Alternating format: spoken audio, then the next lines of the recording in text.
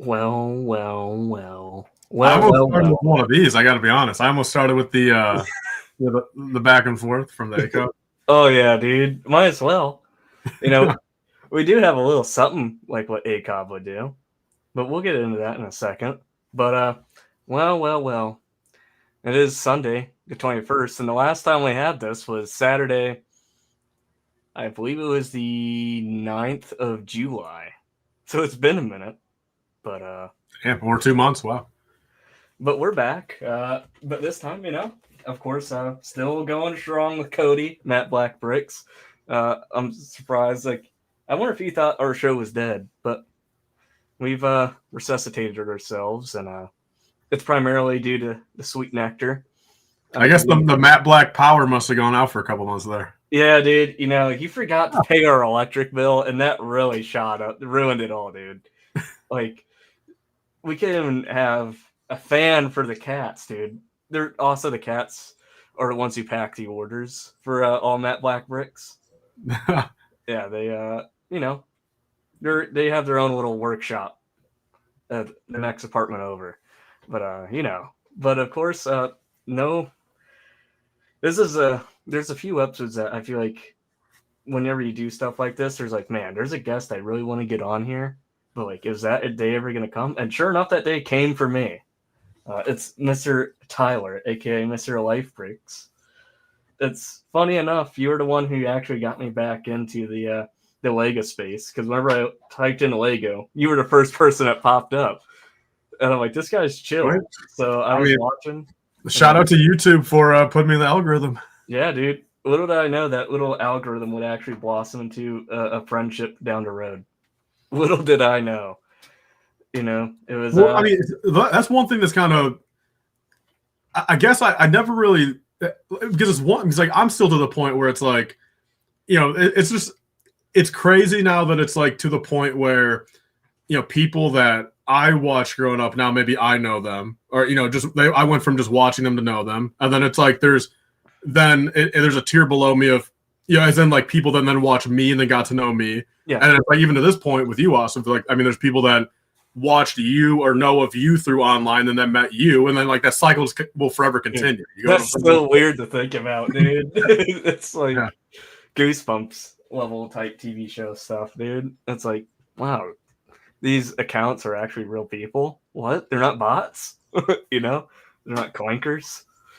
Yeah, I mean, it's just, and again, it's to the point where, we know people international now, too. It's like, I feel like it's one thing to know someone to stayed over, but like, like literally different countries, too, now is coming into play with, now, again, in person. Again, it's not just other countries on a live stream. It's other countries at a convention, physically.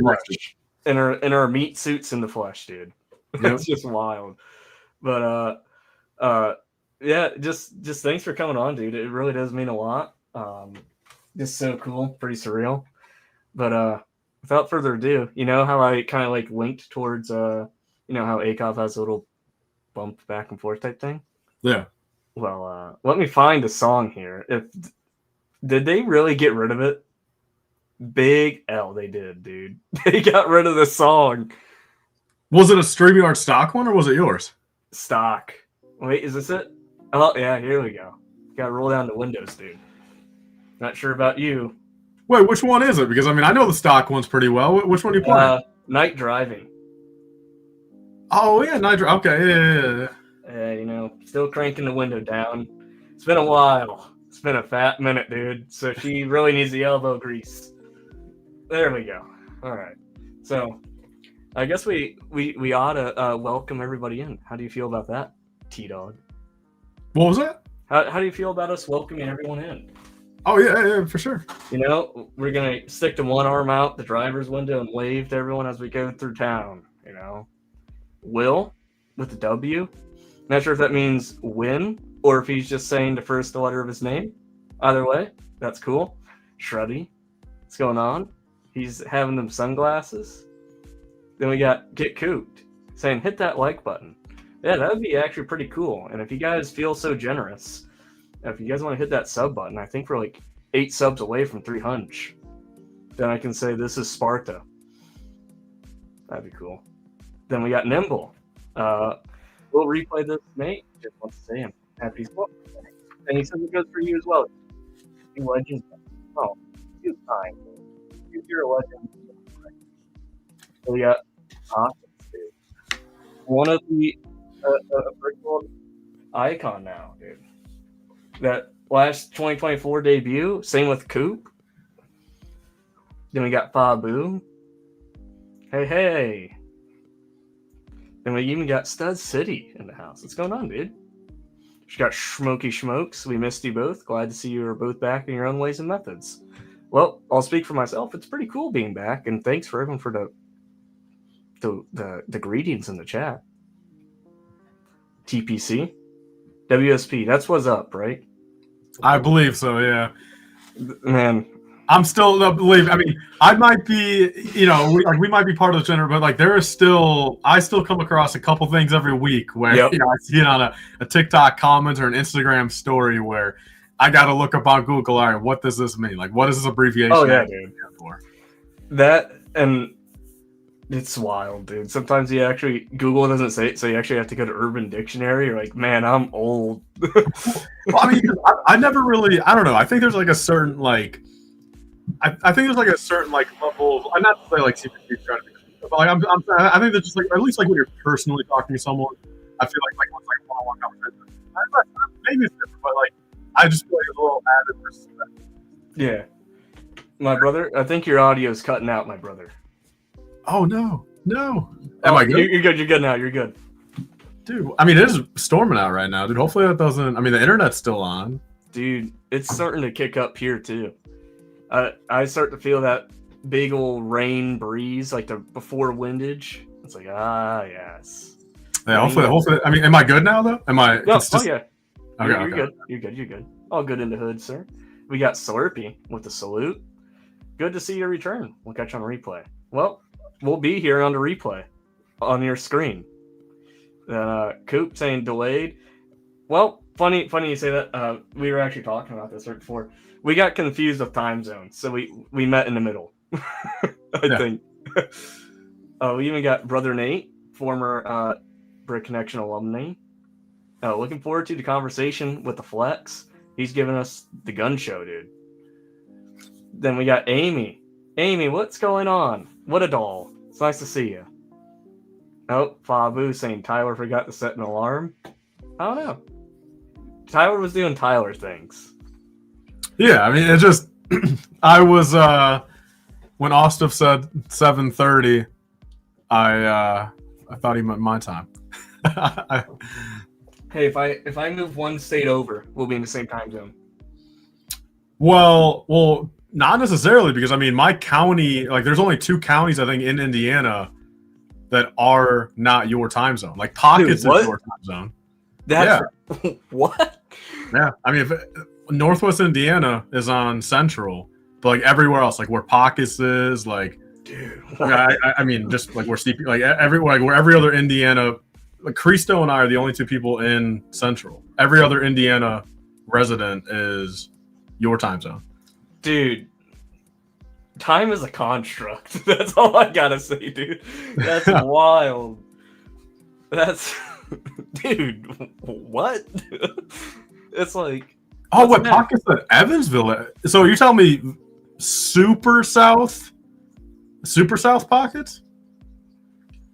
Or where's that? I mean, Evans. I mean, should we put up a map? I mean, that's right below Terre Haute, right? What's the town called? Evansville. We need to get, like, have you seen this past weekend with Theo Vaughn? You know, yeah, I watch every single one that has a guest that I know. Yeah, I like how he's like, "Hey, could you pull that up? We need to get someone that does that." The last one I watched from him is the male Amish boy. Dude, yes, yeah. That's goated.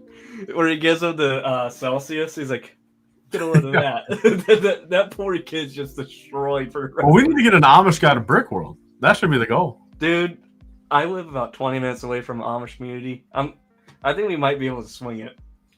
Well, I mean, that too, and I mean, I guess I won't. I was gonna say, I mean, CPA might be kind of close. I guess I won't necessarily say that, but I think he's out by a little bit of Amish community. I think even Jeremy Cross is. I think Jeremy's out by really some Amish. Yeah, I believe so. I mean, unless they're a little bit farther away than I'm thinking, but I mean, Jeremy might have an Amish guy across the street from him. Who knows? Yeah, look at that. Yeah, my neighbors are Amish. Oh, I literally got it right. What did I say, right? I literally said the guy across the street is Amish from him, but he's, that is such a coincidence. Dude, this is going to be... Well, bro, look at this. So that's Evansville where it's red. I mean, why is the state to its left not also sent? Like, that is so wild. Yeah, dude, it's what it seems. So if we're looking at this map here, you're like up in here? Yeah. Oh, yeah. The top left county is where I'm at. Yeah. Here?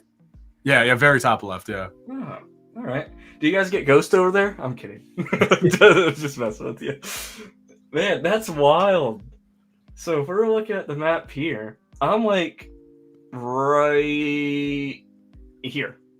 So you're far east Ohio. Yeah. Shoot. Let's go to Ohio on the map here, so I can. I'll show the county I'm in. That won't be doxing myself. All right, so here's a map here. Oh, that's tiny as hell. Okay, this is better.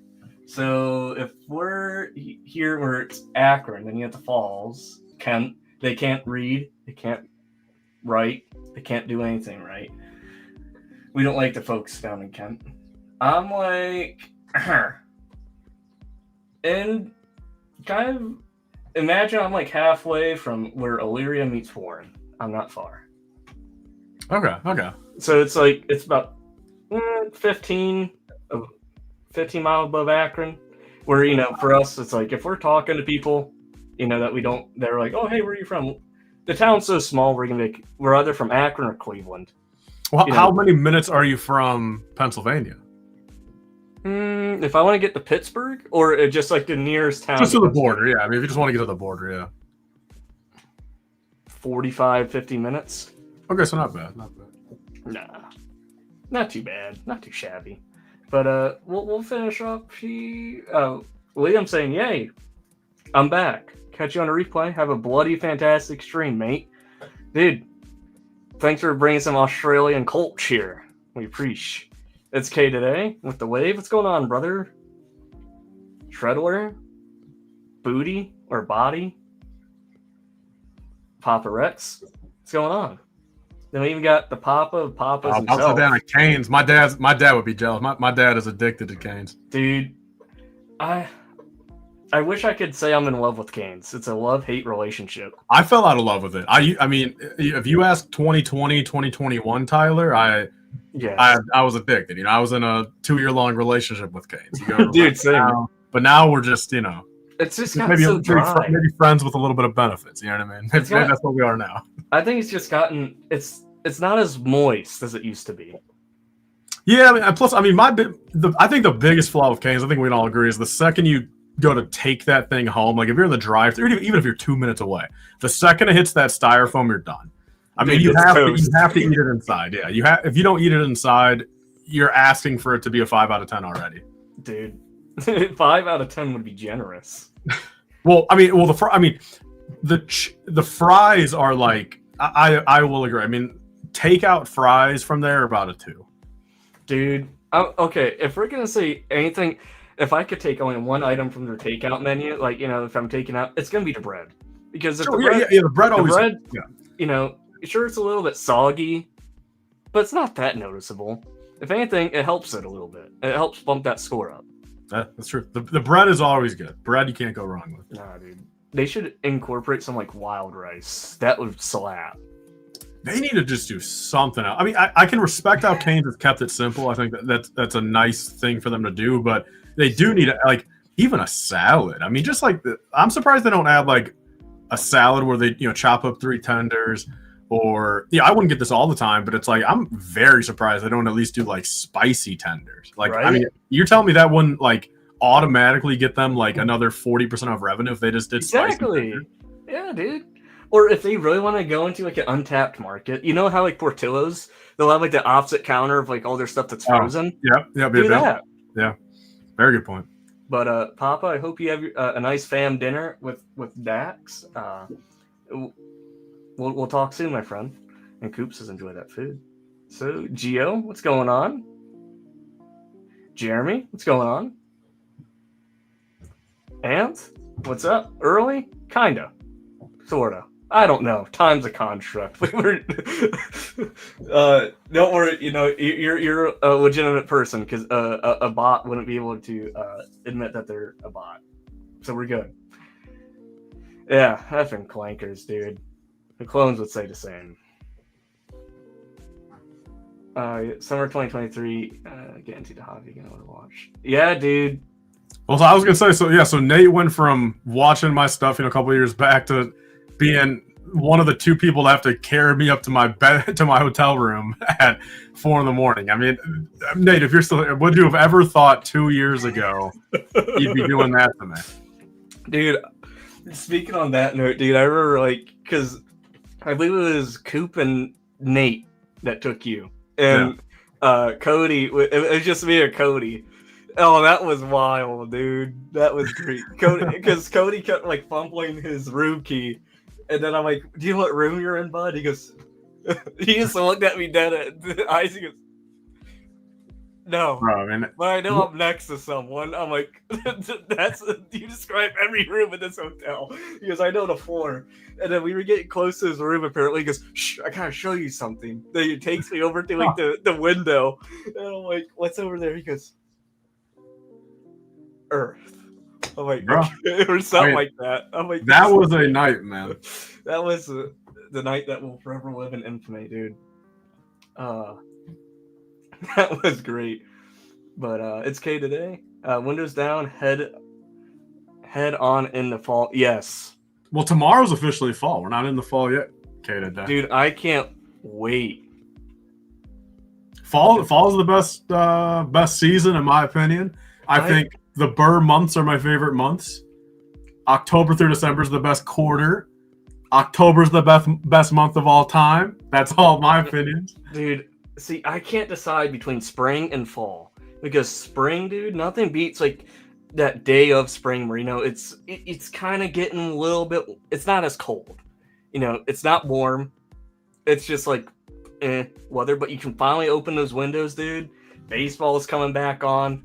I think at least near me, too much rain in spring. These past couple of years, at least. I mean, if you would have said, maybe I just wasn't paying attention enough, but I feel like spring 7 years ago, or even 5 years ago, not as much rain. But at least this year, if you consider 3 months for spring or whatever, say 90 days, 100 days or whatever, there had to have been at least 60 or 70 rain days. I swear, this year was wild, at least near me. Dude, right? For the rain. It's just been it seems like this past year, dude, this past spring, I felt like I walked out there, dude, and I was just walking in a mud puddle. Yeah. It's been like that the last half decade. Well, see, and I think rain's a great utility weather. When it's when you're just, it's great when if you're inside working or inside doing something, or if you're already planning on having a lazy day and it's raining outside, it makes you not feel as lazy, in my opinion. Yeah. Is that a hot take? If you plan to sit and just watch a bunch of TV or whatever, on a Sunday, and then it rains outside, you don't feel as guilty. Yeah. Is that? That's how I feel. Can't do nothing. Yeah. I agree. That's a valid take. Out of all your hot takes in history, I think that's the most reasonable. There we go, bro. Well, bro, that's why rain got created, man. Whoever created rain, they needed a reason to be lazy one day of the week. Dude, do you think we're in a thunder, a weather dome? Someone has a dome and they have a little thermostat and they just get to collect, or I don't think a dome, but I think this might even be wide known, but it's 100%. There's people out here that can manipulate weather to a degree. I'm not saying I'm not saying flip a switch, if they just decide right now, it's 7:15 rainstorm and so and so, but I strongly believe there's methods of manipulating weather over a period of a day or two prior. You know what I mean? I fully believe in that. Sean, don't lead him down that path. Well, Sean, we're already 20 minutes in, dude. There's only 19 minutes of.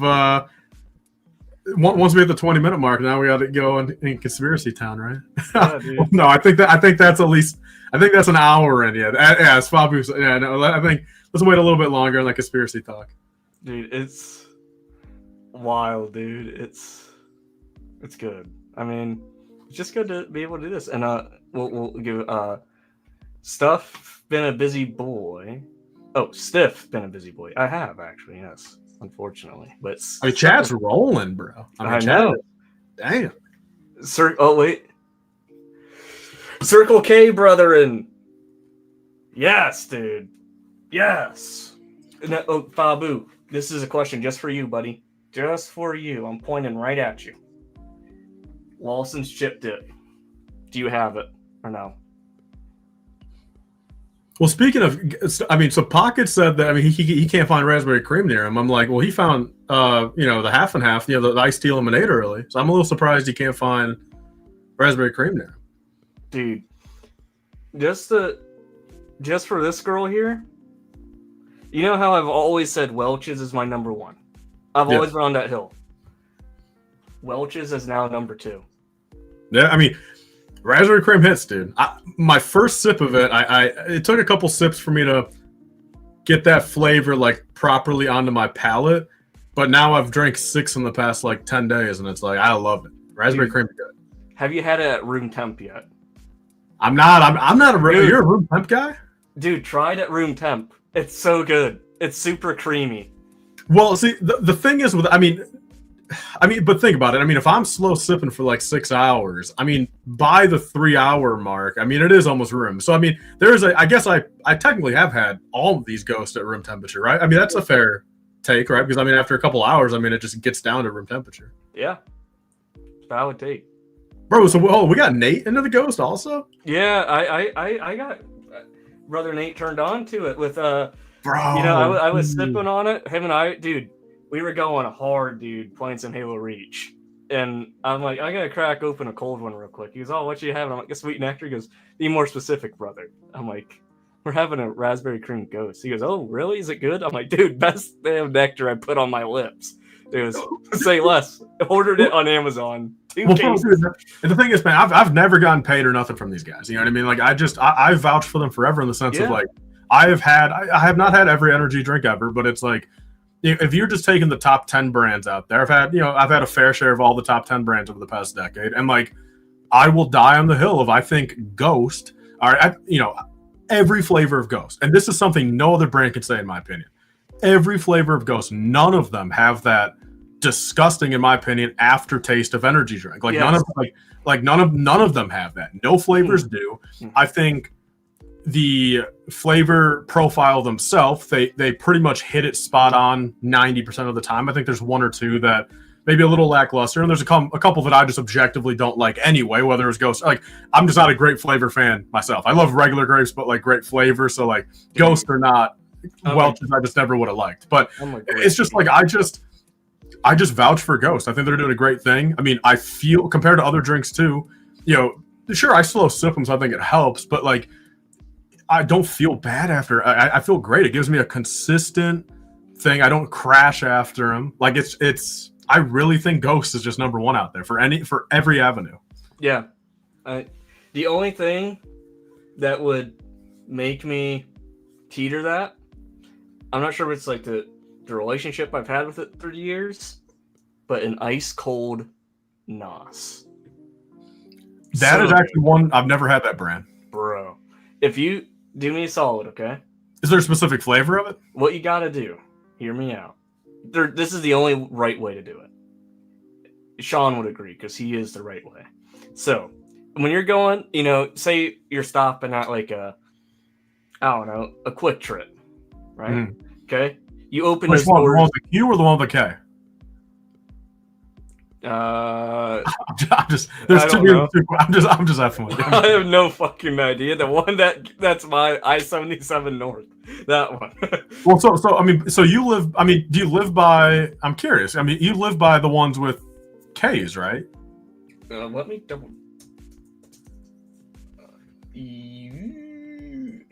Because I live by Q ones.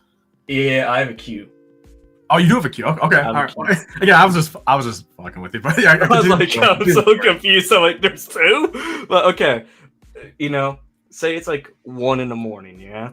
There's like not a soul in there. You grab those doors like a motherfucking gangster, you whip it open. you walk in there like you own the joint. And then you go right for a sweet nectar cabinet. You keep making your way, and you sit there, and you hit one of these poses. And you shift to this, right? You go to that, and you're deciding. You see the big bottle of NOS with the twist cap, dude. Get that puppy, and as soon as you crack it, you just see the mist just going up into the air. You're like, dude, I'm about to have some rejuvenation I've never felt. So they're one flavor? I mean, there's not multiple flavors. Oh, dude, you gotta start with the original. But they have. Does it say original on it, or is it just? Yeah, it says original, but it's the only blue can. All right, yeah, I'll put it on the list next time I'm in a gas station. I'll give it a shot, dude. If you want to feel live wired, and you have like one of those, just like, dude, goated. And especially if you rip an upper decky, dude, you're eating good, dude. Well, Nate said no shot, brother. Would never guess. It came full circle and it was great regarding the hotel situation. All right. But if we didn't see you, say anything, welcome on in, Tiger. What's going on, dude? I think Yucko. I don't think we've said Yucko yet. Yucko, what's going on? Canes makes me crash out. Same, dude.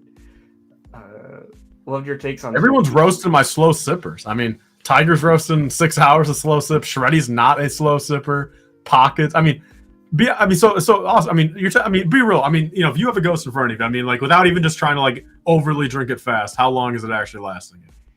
Like 15 minutes, 15, 20 max. Man, so there's more people out there that are like, dude, a can of 30 than I thought. Like the normal size cans of Coke, dude, 5 minutes. Yeah, but see, it's really like maybe it's a psychological thing for me, man. To like, it's like a can of soda. You know what I mean? Like it's one thing, like I don't know, 60 milligrams. Like, oh yeah, maybe it is psychological just to like not get 200 milligrams of caffeine in my system in like 10 minutes. Like maybe that's just my head. That's valid. Like, let me grab this real quick. It's right here. I have to take my headphones off.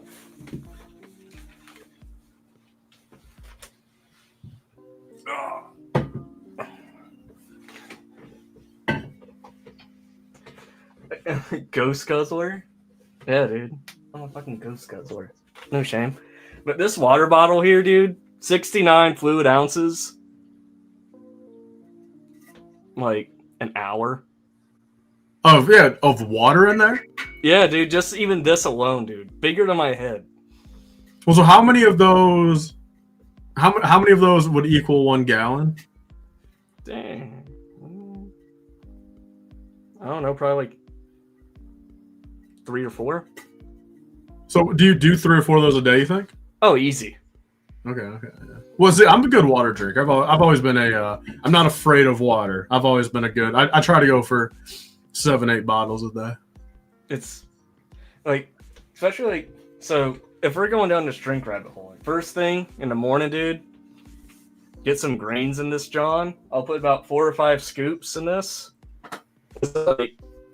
Like beets, like the beet powder. Put that in there. Guzzle this sucker down. And then I'll go for a sweet nectar because I don't drink cool cave or kafifi. Do that. Then down that like one of those of water throughout the day. Then around lunch, start needing a little jolt. I'll have like one of those little baby cans of Coke because it fit in my lunch pail. And then have another one of those waters.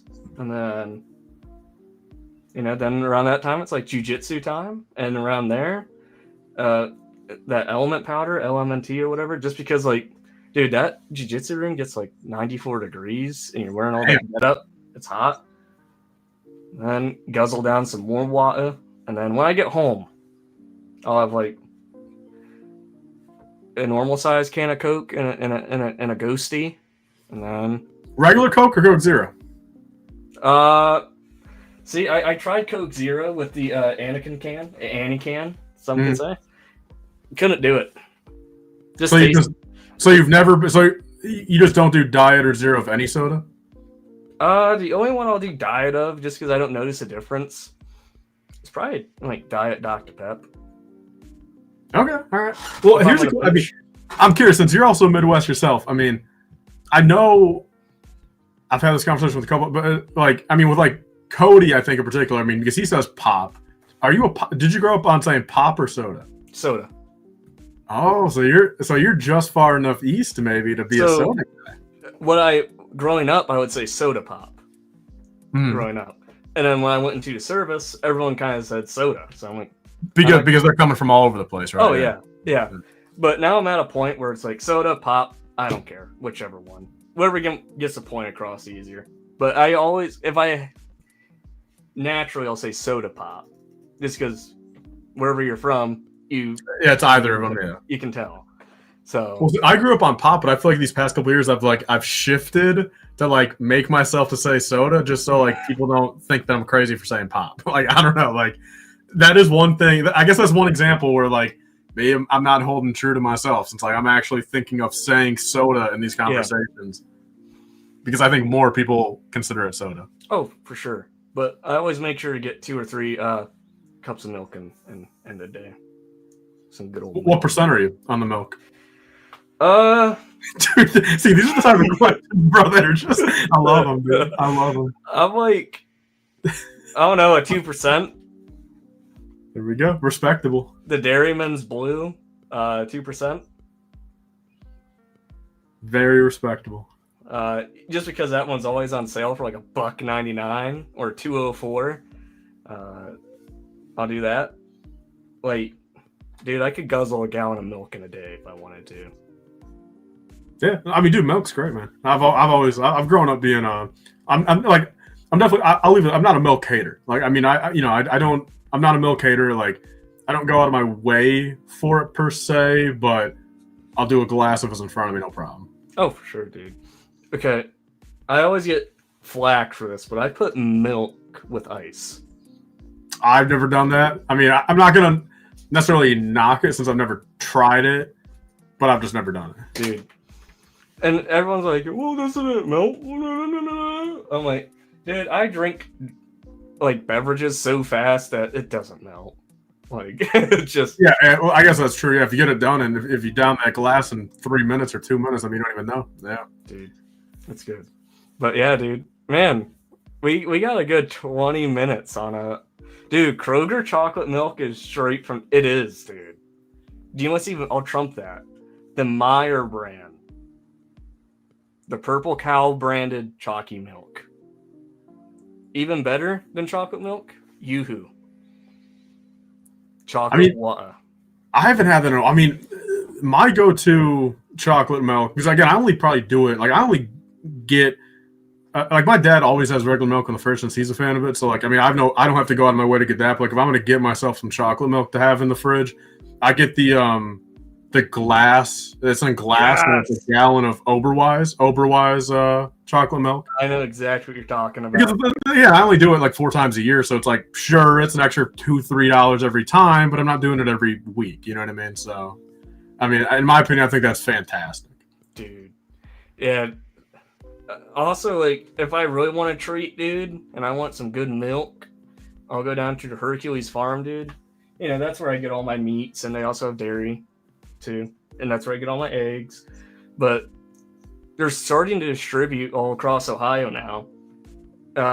If you see, like, it's about yay big of milk, big size, but it'll say Hercules Farm in like green font. It's so good, dude. If it makes its way to Indiana, go find that, John. It's good. Sweet.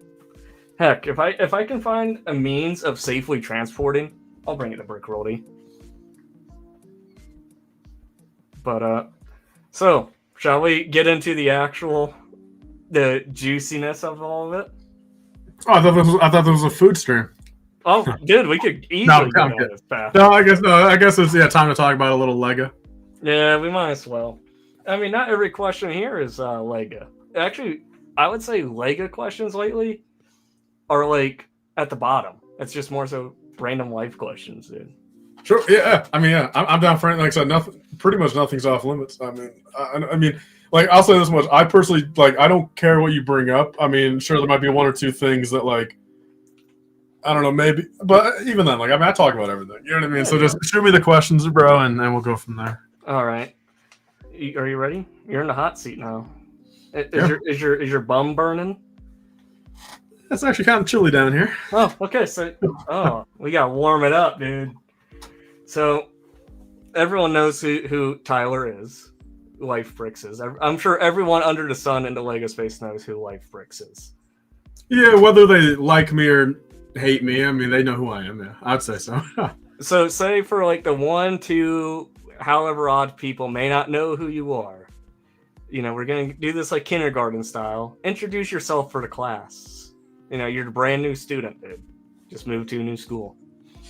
Yeah, so I'm Tyler Lifebricks. I've been on YouTube. My first video was March 3rd of 2013. I was 12 at the time and pretty much stuck with it all the way through. I mean, I was naturally a kid back then, and the videos weren't fantastic. I was filming on an iPod for most of it, but I had inspiration from Solid Bricks back in the day, and everyone else, Brick Tactical, Peyton, Michael MGF, Ross, like all of them, like, dude, yes. Just getting into the fact of, I don't know, I just liked, the updates and what I was doing, and I was building MOCs and stuff like that. That was pretty much who I was up until like 2017, I'd say, would just be like, young, filming what I was doing, some hauls, some MOCs, and that's about that. You know what I mean? Yeah. But like, really nothing much more to it. 2017 was like kind of the first year that I found a little bit of like success in the sense of just, I don't know, the videos got a smidge better, not much better, but a little better. I found out how to make thumbnails finally in 2017. So it took 4 years, but I finally figured it out. And 2017 was a big year. Started making some, friends and that, and if we want the full history, I mean, technically Rebel Lug, if you guys know what Rebel Lug is, I mean, I was friends with most of them. And then in 2017 Brick World, I became a part of Rebel Lug for 3 months. What a great era. 3 months of being in Rebel Lug, and ended up getting booted out of there for, I mean, again, it's so long ago. I don't know, but, for my opinion, a pretty dumb reason for getting kicked out instantly. Again, if you want to throw me a strike, that's kind of what I thought that should have been, but long story short, I mean, got out of that, got into a little drama at that point with another now great friend in the space. I mean, but that was pretty much what that era was. And then a couple things just piling up. Personal life was kind of getting a little bit better, arguably then. And then I kind of took like 2018 off in 2019. I was still uploading, but like personal life was my main priority in those couple of years. And then that flipped naturally in 2020, with COVID. And then it was kind of a whole new era. Like I had to kind of find my footing again, make new friends, still rekindle a couple connections. But I would say 2023, as we all kind of know, like that was the big year, just in general. Like I got a couple sets early. It just spiraled the channel forever. I was starting to stream myself, which I didn't stream too much beforehand. I'd stream here and there, but like I started to make, I started to make like a full-on community, within, my subscriber base, and then, and started showing on other people's streams, and, the channel was doing well. So yeah, I mean, it's been a lot of different eras of Lifebricks, but nonetheless, I've been on YouTube for now over 12 years. I mean, almost 13, 12 and a half years. I'm 24 now, turning 25 later this year. I've also ran a BrickLink store for most of it, most of that time. So, I mean, I guess that's kind of the gist of who I am and where I've been in the space, kind of. Also, I've got Instagram and stuff, of course. But I would say I shifted from a mock builder to a Lego commentator, and that's pretty much what I consider Lego Star Wars primarily. But I mean, that's pretty much what I consider myself now. For sure, dude. I remember those streams, dude. I mean, because I remember when I found you, and probably like 3 or 4 months later, you started doing the streams. And through those, that's how, like, I knew Shreddy before the Lifebrick streams, because I knew him from the Theory streams. Oh, yeah. So I knew him that way. And then I remember, dude, remember when Bad Batch was going on and I ran into you inside the chat? I was just like, oh, dude. Yeah. I mean, there was a handful of us, that were in those chats for a while. And it was like, it was, I mean, CP, I think, was even a couple. Yeah, dude. That's wild to just think. And it's crazier to even think, like, I met all of you guys, also met Theory and Josh. It's like, He's like, everyone's just friends now. It's like no longer like, oh, dude, can't wait. Well, I mean, it would be super cool if we can get Josh and Theory a little bit more into the, throw him on either, one of these or, an ACOB or something. Like if we can get, there might be something. I may have Theory on Brick Connection. No. Oh, heavens no. I don't think he's that into Lego. From the times I've known him, a lot of the sets he got, was because Star Wars sent it to him, when he was back in Disney's good graces of days. But when I was, chatting up with him over at Fan Expo, he was like, yeah, so what's this whole Brickworld thing? And so him and I went into, so if you're in the convention hall at Huntington Convention Center, they have this like wing room, kind of like we're a little, like an office type thing. So I was like, yeah, dude. So here, I showed him like all the videos of Brickworld. He goes, yeah, that'd be kind of cool. Yeah. He does like a little chin rub, that little chin wag. And he's like, yeah, dude, okay. He goes, because I'm like, yeah, like I guarantee you it'd sell like your products here. And I'm sure there's a way we could work it so, you could have a booth and all this stuff. Yeah. And he's like, yeah, like I'd love to do it this year, but it's unrealistic because I guess he has to give a fact, like his supplier, like at least like a 3-month window. Like, hey, this is how much I need. And all the sabers he had were just for those 2 conventions that he had before and after, like were Brickworld's timeline. Yeah, yeah. He goes, yeah, so he gave me like an email to stay in touch with, for that marketing side or whatever. And he was just email them, like, whenever stuff happens. And so I sent an email recently, and they said, yeah, we'll look into it. So there might be a chance he comes to 76. I mean, that'd be great. I mean, I think it's mutual beneficial. I mean, sure, if he makes sales, makes money off of it, sure. But then I think he also, I as much as he's more so Star Wars than like, even us included, like there's gotta be, 500 or 1,000 people that are local enough, in the degree of like, for 2 things. Maybe they would go there solely for Theory, sure. Just since they're close enough. Or even more so, there's probably some degree of a couple hundred people that are into Lego, but just maybe haven't heard of Brickworld Chicago. Yeah. And then Theory, even just bringing it up, even just nonchalantly in a stream or maybe in like a second channel vlog type of thing. Sure. I think again, there's a lot of mutualness there. Yeah. And, both Brickworld help in Theory and vice versa. Oh, I'm sure for sure. Like, if it was up to him, he would totally go. Like, at the end of the day, yes, it is his business, but he also has to, think on a logical business brain, too. Like, what would be most beneficial and less risk for him? But he's also the kind of guy, he doesn't really care about the risk. So, yeah. Imagine him, bro, bringing him to Fox and Hound if he goes. Dude, for sure. He goes, imagine running the Theory at the Rennie Elevator. That'd be peem. That's kind of how, so, like, because I didn't have a badge or whatever to get into the convention at first. He was like, meet me at this place at this time, like this side hallway. So when you go to the Huntington Convention Center, you can actually, if you guys have seen Superman, you've seen that convention center. But when you go, you can go in through his front doors, but there's also the bridge that you can come in. So I was through to like the underground bridge, and I was actually on the phone with Kennedy, Tree Squadron, and all you hear is like, "Oh, Austin, is that you, dude?" Then he just handed me my lanyard. He goes, "Come on." So we just got to do the and then I was sitting next to Shem, I believe is like his video cameraman during the panel. That was pretty legit.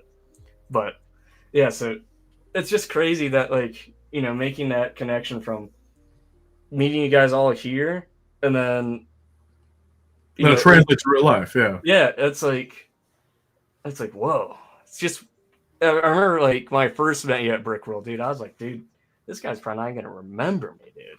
Like, does he even know who Ostiff is? And then you're like, oh, hey, dude, what's going on? I'm like, oh, hey, what's going on, man? And that was pretty chill.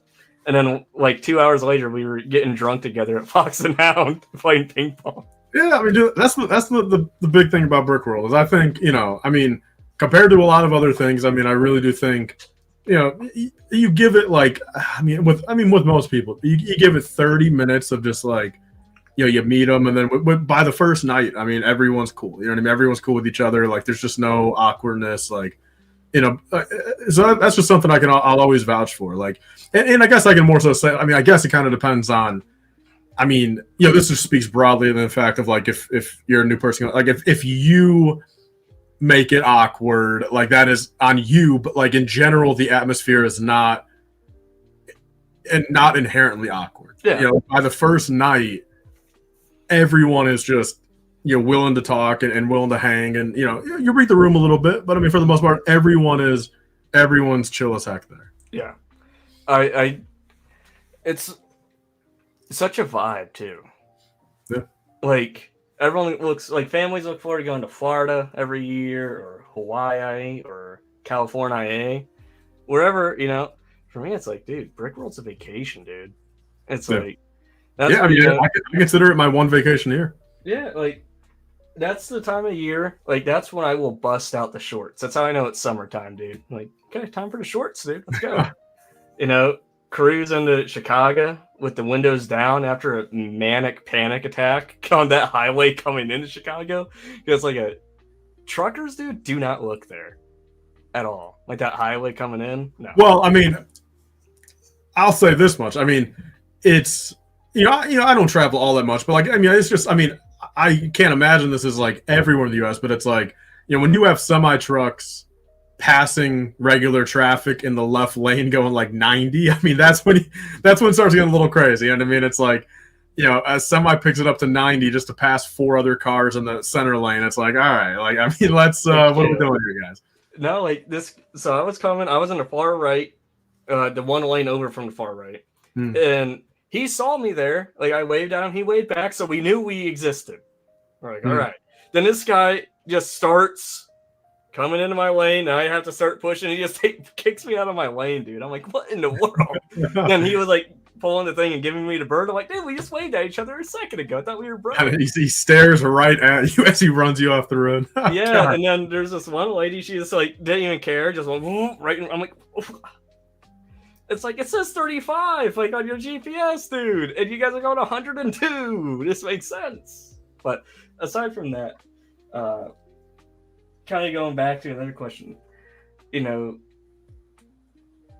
every year you post this photo of you when you're a wee little Lifebricks, built into ATTE.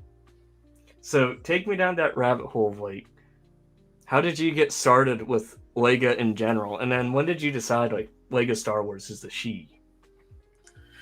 So, I mean, the exact timeline of everything, I can't sit here and say that I fully remember it, but basically, I mean, it was late 07. I mean, I think it was within the year of 07, I was handed my middle brother's Lego collection that he had grown up. All right, it was just a couple bins and everything.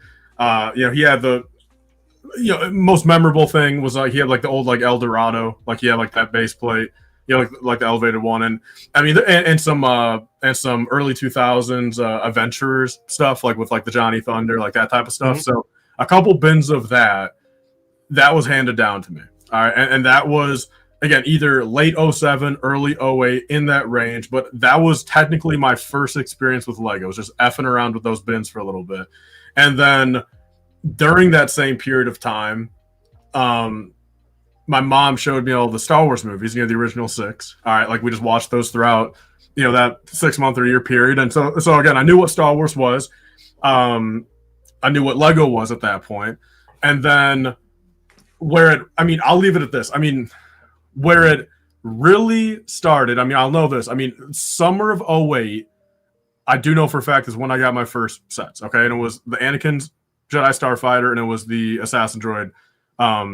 Actually, no, couldn't have been. Hold up. See, this is where it's always wrong. It has to be summer of 09 then. Yeah, because those are, I mean, the Starfighter is 08, Assassin Rebel Pack is January, so it has to actually be somewhere early 09.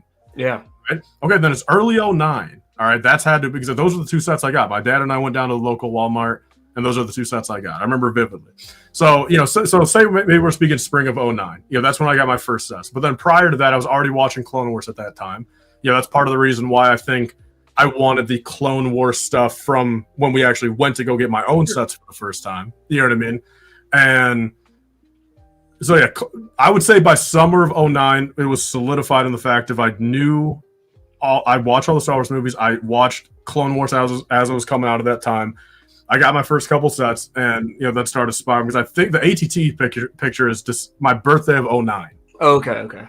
That's when that's where it says in the bottom. It's December 5th of 2009. So yeah, so I guess that's the thing. I mean, so 2009, I would officially call it my debut year of collecting Lego. Although I had technical Lego beforehand from my brother. Mm-hmm. Okay. And that I have a question off of that. So, your pa, he's a Lego collector. Was he in the Lego as well around that time, or was that something that you brought him into?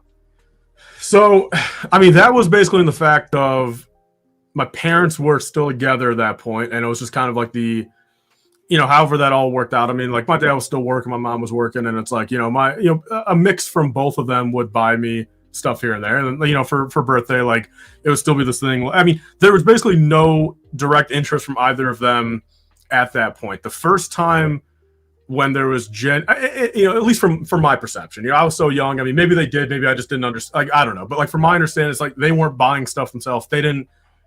From what I know, they did not care about it more so than just getting it for me to like make me happy type of thing. You know what I mean? But keep you first, well, yeah, and the first time where I think there was some interest in it was, I mean, my parents got divorced in October of 2012. So then come like 2013 era, like right when I started my channel, I was making MOCs and stuff back then. And at that point, my dad was in this house that is, a big house, and it's where he gave me the whole basement for all my stuff, which I'm very grateful for. So, during that period of time when I was first making those initial MOCs, as a 13-year-old, I mean, it was naturally majority of my dad's budget. I mean, I'll just keep it frank. I mean, I'm not making any money at 13. So it's like, so he had some interest in that regard of, he's done well for himself in that sense. So he's fine with putting a little extra money in the sense of making me, or watching me, build MOCs and everything. And he was fine with that. He's up, fronting a lot of the money. So he was into it in that regard. He was interested in seeing the custom stuff I was being able to build. But at that point, he still never got anything for himself. Mm-hmm. All right. I mean, the earliest that he ever got anything for himself, but again, I don't even think it was necessarily actually. So the first thing I remember him buying for himself was the Lego Batman movie Batcave in 2017. Really? He never saw the movie or anything, but there's kind of at that point, me and him have been clearance hunting for years prior because I was doing the BrickLink. And just in general, like we were doing the clearance hunting together. That was a thing that we've done forever. It was just like again, Kmart, Walmart, everything. Like we were doing that for years prior. So the reason why that was like the funny, we kind of bring this up. That was like the first like initial like itch that I feel like he had in the Walmart a little ways away, because that was back when the Walmart app worked in the fact that you could literally just type in the zip code of any Walmart ever and go to stock of this location. Like you could literally, I could look up a zip code in Oregon and it'll literally tell me exactly what is at that Walmart, what price and everything. It was back when that was that simple. So we were able to do that just from the house and be like, all right, so let's go to this one. Let's go to this one. Like just out them out. Well, yeah, nowadays it's more so you kind of just, you don't know what's in there until you're there pretty much. But back then, so we were able to do that. And there was a Walmart that had those marked down to $25, but they were out of stock. But then one day they went back to stock, and then he was able to go. He actually worked out in that town back in that time, so he was able to go there. He got like 4 of them, and that was the first one he ever kept one for himself. He never saw the movie or anything like that, but like he's a Batman guy. He claims, but again, he's a 60s Batman guy. He doesn't know anything about modern Batman. You know what I mean? Like so that. Well, yeah. So that was the first that he ever kept for himself, and then fast forward, come 2021, 22. Kind of just again COVID era. I'm growing up at that point. I was finally able to convince them, like, hey, you should put some of this money into keeping some sets sealed. All this clearance stuff, like just buy extras of it. Sure, I'll parse them out. But just you find so much of it. Just I would recommend filling up a couple shelves full of sealed stuff, and then intrinsically that kind of just started his time of just wanting to build stuff also. Like again, maybe he was retired at that point. He retired in March of 2020. So I think that was probably a lot of it. Retired. Yeah, sure. COVID was going on. Like a lot of his like early retirement plans could not happen for a year or two there. Mm-hmm. So he started to really build in late 2020, early 2021. So that's kind of the story of him. You know what I mean? Like, he never really was into it himself. Again, unless he maybe was, but just like I would like to think if he was into it, again, he made enough money where he could have bought himself as much as he might have put a little money into me for a couple of years. But like by 2018, 2017, I was pretty much self-funding 75% of everything. So at that point, I feel like if he cared enough, he would have, or interested enough, not even necessarily cared enough, but interested enough, he would have built something in that era. But I feel like he really got interested is when he started, which was late 2020. Okay. Dang, that's so cool, dude. And I love what you've been posting recently, like on your story, like building this with Rich tonight. I'm like, dude, that has to be like a top 10 experience of life, dude. It's me and him, we don't have too much. I mean, there's a big age gap, not too much in common at the end of the day. But I mean, the Lego thing has always been just something that, even at the bare minimum of just clearance hunting back in the day, like it gave us, when, like, again, I was in school at the time, like I was at school, like at my mom's house, like, like that was like the main, so I was only over here like once a week, like just on a weekend or whatever. So like, us being able to go like on a Friday night, back in 2017 to go to 10 stores, like it's always just been like that one thing that's kind of helped us, like just, I don't know, just like, do a little something, have a little time to talk. So like, now being able to do the build stuff, I mean, I think it's a good balance because I mean, it gives me something to look forward to by the end of the week, since I'm still working and having to do stuff throughout the week. He's retired, so I mean, every day's a weekend for him, you know what I mean? But being able to plan it in the fact of like, Saturday, Sunday, let's build a couple. Since he's got a million things in his backlog, I mean, I've got a lot of stuff, so it's fun. I mean, it's a little, and we've turned on a couple of podcasts when we do. We'll turn on a Joe Rogan or a Theo. You know what I mean? Like that's so. It's. I mean, it's a solid little time. You know what I mean? Is it perfect? Maybe not. You know what I mean? But nothing. But like it's a solid time, and I think both of us enjoy ourselves. So you're a Rogan fella. Are you? I'm sure you know this, but my favorite dude's Lex Friedman. Do you ever listen to him? I think you did tell me that, yeah, at one point, yeah. He's my goat. He's the reason why this black curtain spawned. Because it's like behind here, dude. It's just where I'm at, there's like no good wall where I can have my desk with Lego behind. That doesn't exist. Because every wall in this place seems to be a closet on it. So it's like, no, dude. I mean, the thing is, I'm a technical fan of almost any of them as long as they have a guest on there that I like. Like, I'm trying to think. There's not inherently one of like the main podcasters that I don't like and like would never listen to. Like, because I mean, I even dabbled into like Impulsive back. Like, I was a big Impulsive guy even like in 2020, 2021, and then like so I'll watch really anyone just as long as there's a guest on there that I like. Yeah. That's bad. Or no, at least. You know what I mean? So you were saying something about Batman earlier, and that leaves me one question for you. Who's the best Batman? I mean, I think I'll leave it at this. I mean, I've only ever seen Bale, Affleck, Pattinson. Like, I've never seen. I mean, again, maybe I was shown one of those old movies when I was like growing up, but like I sure as heck don't remember any of it. So like, I've got to still go Bale, I think, because his trilogy is done. There's more to him, but if the quality of Pattinson's trilogy stays with how the first movie was, by the end of it, I'm pretty sure I can confidently say probably Pattinson. Okay, I'm a Kilmer guy. I mean, from what I know, I've never seen those. Dude, I just remember when my dad, he took us to, I think it was Kmart. They had like the little Batman like mask with the cape that you could just buy on the shelf. I bought that, and then my dad goes, "You never seen Batman? How do you know who this guy is?" So we went home and I just popped in Batman Forever, and that was it. So is that the one from like 2003 or something? Batman Forever, I believe it's 95.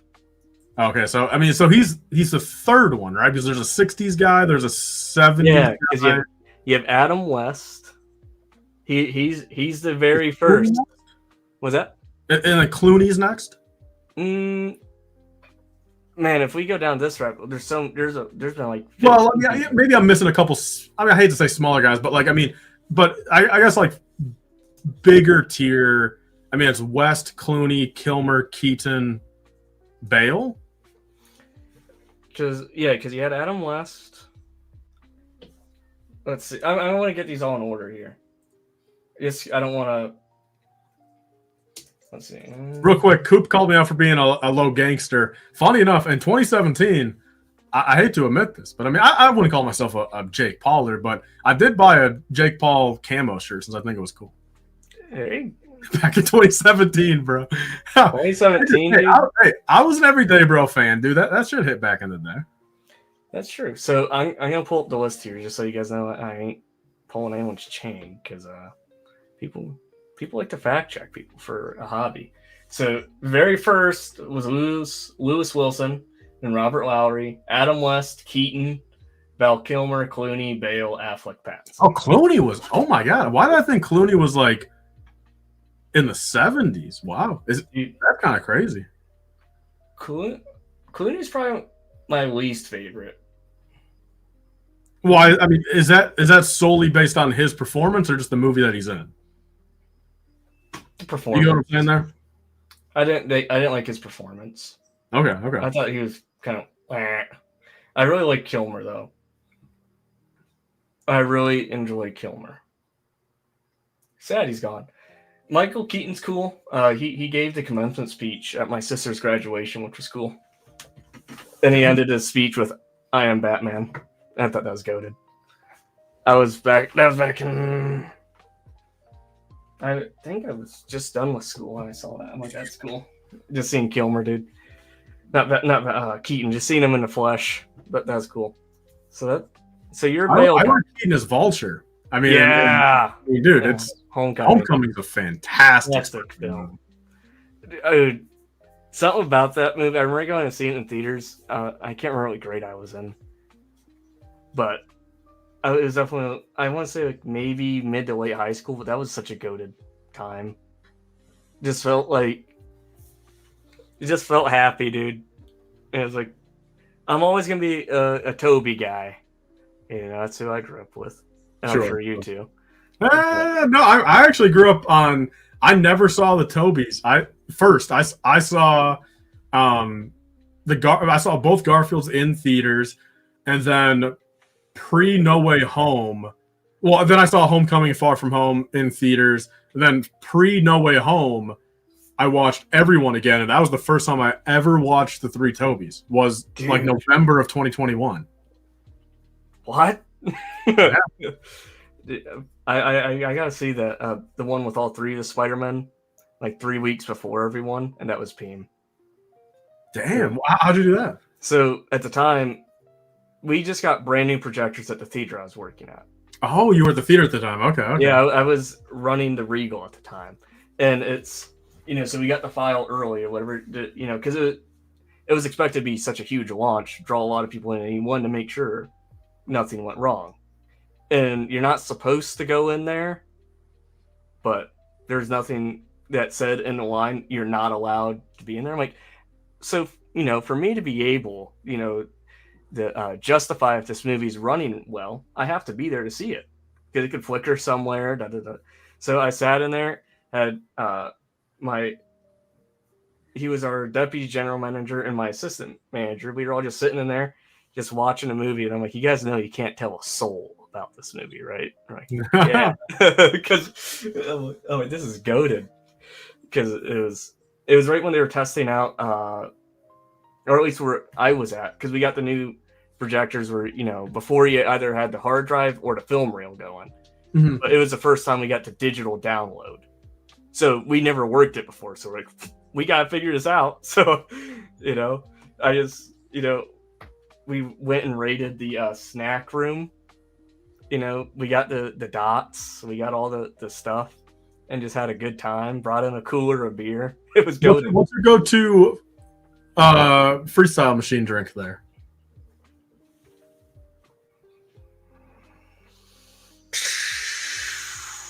Okay. If you had only one for the rest of your life, what are you doing? Coke vanilla. Freestyle machine.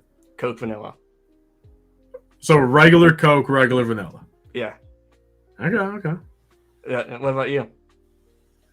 It's tough, man. If you ask me in the late teens, like we're talking the 18, 19 era, I was a pink lemonade guy through and through. Really? All right. And then, yeah, I was a pink lemonade guy. And then there was a stretch of time, cherry vanilla Coke. Ooh, yeah. So those are really the only two. So, I mean, if I had to go forever, I would probably say cherry vanilla just because it's like it's a lot easier to get pink lemonade elsewhere than like cherry vanilla Coke. It's like I feel like I don't see that pretty much anywhere other than freestyle machines. So I'd probably go cherry vanilla. Peach mellow, that was good. That was good. Peach yellow mellow. Till this point, I don't think I've ever had mellow yellow in my life. Bruh, it makes Mountain Dew shiver in its boots. I've had Squirt. I've never had Squirt is great. Squirt's not bad. Did you ever have Tab? No, I don't think so. It doesn't sound familiar. Because I remember my dad was always a fan of Tab when he was growing up. Then it came back in like 2013, 2014. I guess if I had to pick a favorite diet soda, it'd be Tab. But Tab's no longer around. Yeah, I mean, I've never even heard of that one. I think my all-time favorite soda is either Surge or Crystal Pepsi. One of the two. Crystal Pepsi sounds good. I've never had it, but I would love to try it. Yeah, Crystal Pepsi is my number one. But I was a part of the group or whatever. I called this band of fellas. We called Pepsi Cola 4 times a day, every day for like 3 years. Damn. And it was because I'm sure you know who LA Beast is, right? I don't think so. Oh, because I remember like he was the one who started it, and then he had this like campaign or whatever of like, let's bring it back. And then, as we all kept progressing to it, I remember Pepsi mailed him like the first batch, and then he mailed like the core group that was like calling all the time. He mailed us each a bottle, and it has like the little LA Beast logo on the bottle, so it's kind of cool. Damn! Did you end up drinking it, or do you still have it sealed? Oh, I was not in the mentality. Oh, I'm gonna keep it. So I worked so hard to get this drink for years. I'm like, I'm gonna drink this nectar, dude. Dude, it's so good. And then I remember because at the time I was working at McDonald's too, and the Speedway was right next door, and I would always talk to the manager there because she was my friend's mom too. And I'm like, hey, have you got any wind that Crystal Pepsi's coming back? She was, honey, I have something for you. She brought out like 4 of those like blue containers full of it, and she goes, just take it home. We got it just for you, like Merry Christmas or whatever, because it was around that time. And I remember there was this little like small pizza shop like in between the McDonald's and the Speedway. So I plopped it down, and I remember I tagged Pepsi in it, and they actually commented. It was goated. A great time. You think it's ever going to come back? I mean, when's the last time it came back? Like, when's the last time they put it in stores? 2016. Yes, I do. What? Has that been that recent? And I didn't try one, and that is wild. Yeah, I can almost guarantee it's coming back. When I guess like one of the PepsiCo employees leaked their like quarterly like slideshow. It's on there, and I guess some dude that was delivering Starry, it's like a campaign marketing thing. He was 2022, yes, because they did do a little brief run into summer. 22, yes. And I've never had it. Yeah, they did a. It's funny. My dad worked for OGC. That sounds terrible, Sean.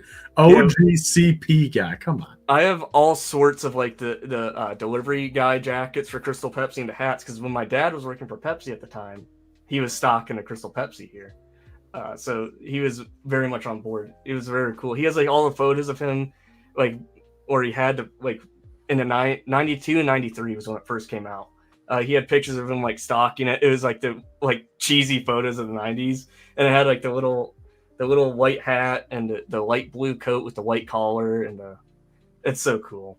But I love it. Awesome. Well, I mean, Poxan brought up, I mean, what are your thoughts on the Serum Mystery brand? I mean, garbage. Yeah, no, I agree. Yeah, that Starry's trash. But yeah, that Starry employee, he ripped off the like kind of took off the wrapper of Starry and it said Crystal Pepsi, and he stocked it. But that was in Canada.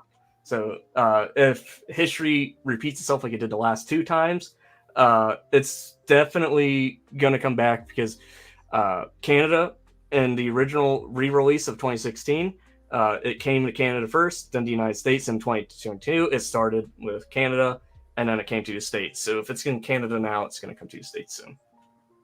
If history repeats itself. When it does, I would assume I'll text you. Either privately or some of you guys would put it in like in the Discord or something, dude. Like because I can't miss it this time. That's my all-time favorite drink. Nothing on top of it. I still have like 4 bottles of it sealed in my fridge downstairs. That expired though now, right? Oh yeah, but every now and again doesn't stop me from taking a sippy poo. Yeah, Tyler would lose his mind over it. What, you think I like it? Oh, dude, you'd love it. It'd be right up your alley too. Oh, bro, I can't wait, man. Dude, it's gonna be good. But sorry, I keep getting off topic. I'm sorry. This is what happens when we get us 2 knuckleheads together. We go through talk about everything and anything, right? Yeah, there's no limitations. So, you were a mock builder, which I love. I love mock builders. I think they keep this community alive in its own aspect. Big kudos to all of them. What made you want to start doing it, and what made you stop? So the starting to do it was 100% just growing up on just seeing clone base after clone base after clone base, and that's not a bad thing. It was a great era. I'd say the 2. It was really everybody. I hate to single people out, but like if I really had to dial it into, probably at least the 51% motivator to start was Chris Productions. Chris Productions back in the day. Great mock builder at the time, and even got better, fantastic over the years.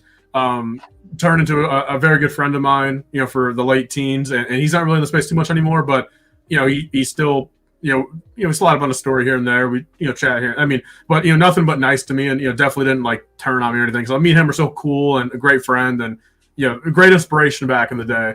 And me and him actually ended up doing a collab thing too with the Nexus mock. It was, I did a sequel.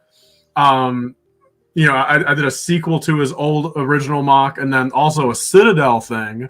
The Citadel mock was technically like I think it was 4 of us. I think it was me, Chris, H2 Brick, and then Brick Lover 24. Not Brick Lover Brad or Brick Lover 18. The other Brick Lover. It was us 4 that did 1 from each episode of the Citadel arc. So, Chris, great guy. If I had to single it out, I'd probably say Chris is the biggest inspiration.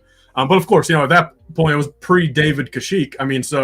It was David's Naboo mock and the Coruscant mock that was a Brick Fair collaboration with David and Ross, Michael and Jeff. And Michael and Jeff was making mocks back then. I remember his Mandalore one, the clone base on Mandalore with. It was just so special back then, and the B-Man 610. I don't know if anyone knows B-Man 6. It's like all those guys. So that's what got me into it. I think it was just par for the course back then. That you get into watching Lego Star Wars YouTube, the inspiration. I don't think you could have gone without getting inspired to try to build stuff. And I had some failed attempts at the start. My first successful was the huge Naboo mock in 2015.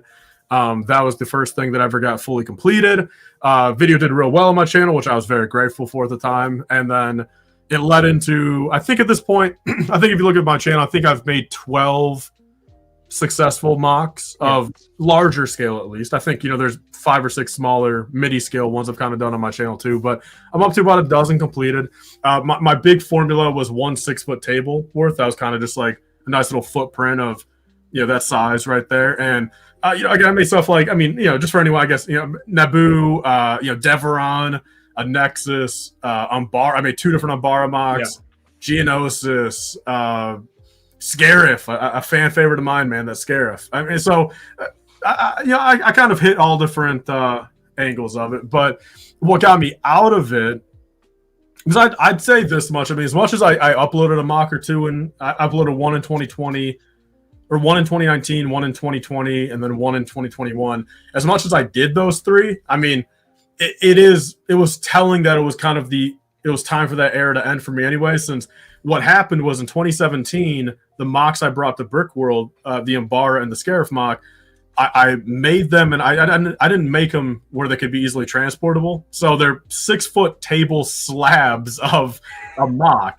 And basically what my dad and I had to do was we took off, the figures and all the stuff that would like stick up super tall, but we had to make custom crates, that would actually fit where we could slide the whole MOC into there. Like, I mean, it was crazy. So then we had to take a U-Haul up there. So, and then when we got home, we just left them in the garage for a while. Like, still, like, the MOCs were assembled, the figures were off and everything, but like the fundamental base of the MOCs were still there. Like, the black for the Embar, the tan for the Scarif. And then as like the final send off before I took those apart, 5 years later, 4 years later, whatever, I reused the Scarif MOC to make a first order MOC. I reused the Embar MOC to make another. So that's when I could tell, all right, like, it's just the MOC, my energy for it was just, I was falling out of love with it, and the fact of like just repeating the exact same terrain for it. And then the main thing was just, it comes down to a space thing. My collection's nowhere near as organized as it once was, just due to 5-6 years of it not being organized. It's one thing to be a little disorganized at one point, but when you let that spiral, it just gets untamable almost. Sure. And then the most important thing is just when it comes down to these past 3-4 years is from a financial aspect. I mean, there's just other, I just need to put money elsewhere or focus about moving on in life. And that, again, I'm just not, I just can't balance that. I've not been a good balancer in the fact of, let's put a MOC budget here, but let's put also all the budgets over here and do that and save for this. So that's really what it comes to. I hate to say it, but like the money aspect really is like, it's the nail in the coffin as to why I don't make MOCs anymore, but it doesn't help that my collection's also not sorted as good as it once was. Sure. But when I move out, hopefully in a year or two, hopefully that could be a little different story where hopefully I can bring the stuff to the move out house, organize it in the moment, have a little bit more space, a little bit more comfort in the fact of like, I am in that next step of my life already. So like, I think it'd be a little bit easier, hopefully, to be like, all right, let's throw 100 to the MOC budget here, 200 there. And then even if it takes me, like, back in the day, I would be able to make one of these MOCs in, 3 months even. But again, my dad was helping with some of the budget, but also my YouTube was doing some of it. I would, get some of that money back. And it's not like these MOCs cost a lot. I mean, I don't know, 1,000 for them. I mean, it's on paper it's a big number, but it's like, I don't know, for the size I was doing, it's not crazy. But again, like when my dad would put half of that out, I would do the other half. Like, it wouldn't be too difficult. But that's basically what it all comes down to, is just the money thing now. Mm-hmm. All right. So, as you were bringing up like money and all this stuff, how did the BrickLink store and the Brick Den become essentially what it is now? So, I mean, the BrickLink store, I mean, kind of same with the MOC side of things, was back in the early 2010s and predominantly like 2013, 14, 15. There was, kind of like the AFOL era of, primarily the BrickLink AFOL era, I kind of call it, where you had these names people might not have heard. Big B Bricks, you had Brick Stackers, you had Bricks on the Dollar, AFOL Man, Bricks for Chris, Mardi Gras Man 2-3, Zany Bricks. Like, I don't know, TMX Brick Notes. Like, it was kind of weird. It was like, not even weird, but it was like, the early 2010s, you had primarily kids under the age of 18 on Lego YouTube. All right. Yeah. Then you had the exceptions of, sure, like the Brick Queen, the Brick Show. You had, and like Jang Bricks, like you had like 3 or 4 exceptions, but it was heavily skewed to sub 18 people. But then come 2013, 14, 15, there was like, it was like kind of like the first big shift in the Lego space. How there's been a couple other ones since, where legitimately 500 people in the grand scheme of things over the age of 18. Like, it was a huge shift. And a lot of them, coming into the community, I mean, all for the right reasons. Again, they were making cities. There was a lot of people making cities at that point, a lot of those adults. Then you had Bricks on the Dollar. I don't know his full history, but I mean, he came into the space already as a BrickLink seller. And then I feel like he was the main thing to, whether he convinced people or just brought it to people's attention, you had a lot of people kind of follow suit at that point. And, these other adults that still have their regular day job, they kind of started that BrickLink store kind of on the side, just, for, the heck of it. And so that kind of inspired me also at that point. Just kind of the same thing. I was around it so much where it was really hard to just not want to try it. You know what I mean? So I tried it, and the store opened July of 2014. So I was 13 at the time. And just for every sense of, my dad was like, just for the sake of like legal things, like it was in my dad's name at the time. Like my dad was helping me run it. Like, this was truthful. I'm not just saying it retrospectively to cover, but my dad was a huge part of it. And naturally at the end of the day, like, at 13, again, like he basically gave me the upfront money to start it. Then we were able to churn money in and out of it, for the following years. But he was kind of like the initial, like, I don't know, like venture capitalist or whatever you want to call it, of like indie brick then kind of. So like, so that's how it started. And then it went from just at the beginning, like, me and him both not really knowing fully what we were doing. The setup wasn't great. Orders were coming in, sure, but like, same kind of thing, even like with the other side, like it didn't really find its full footing until say like the 2017 era. Like that was, it's kind of the same thing. It took 3-4 years, kind of like with the YouTube, to kind of find that first benchmark of like just not necessarily great success, but just some sort of success. Yeah. And then, and it was to the point too, where again, like it was making enough money between the YouTube, BrickLink, where, in high school, it was a good amount of money. You know what I mean? Like if it would, make a couple grand, like, it was a solid amount of money for being able to work from my house. And, in the era where, again, people my age, at 16, 17, either A, not working, or B, McDonald's and stuff like, and again, not to knock that, because that's just what actually has to happen at that point for a lot, but like, it was a good amount of money, and it was nice to do it. But then kind of like with the YouTube, the BrickLink really took off in 2021. Like that was when I really dialed in, bought a lot of inventory, just really took it serious. Me and my dad remodeled the basement, because this is an unfinished basement, but we remodeled it in the sense of like, we finally put paint on the walls, paint on the ceiling. We put carpet down. Like, we really took that next step in the fact of just making it a little bit nicer down here for just, working on anything. So that's what was really transpired to. And again, it's been great over the past couple of years. And I'd say the two biggest things that kind of suck with BrickLink now, one is a personal thing, and one is just what's happened to the space. And the thing that's happened to the space is, I think 5 years ago, even 10 years ago, it was so, first of all, there's less sellers on BrickLink, so it helped every seller. But then also it was way easier to get brand new sets. Like the sets back then, with less people out there, you were able to get clearance sets 50-60% off, part them out, and have those returns be 3, 4, 5, sometimes even 6x, which was just great. You know what I mean? Like, it happened. It was every set you got pretty much. Like there was no dusty sets back in the day.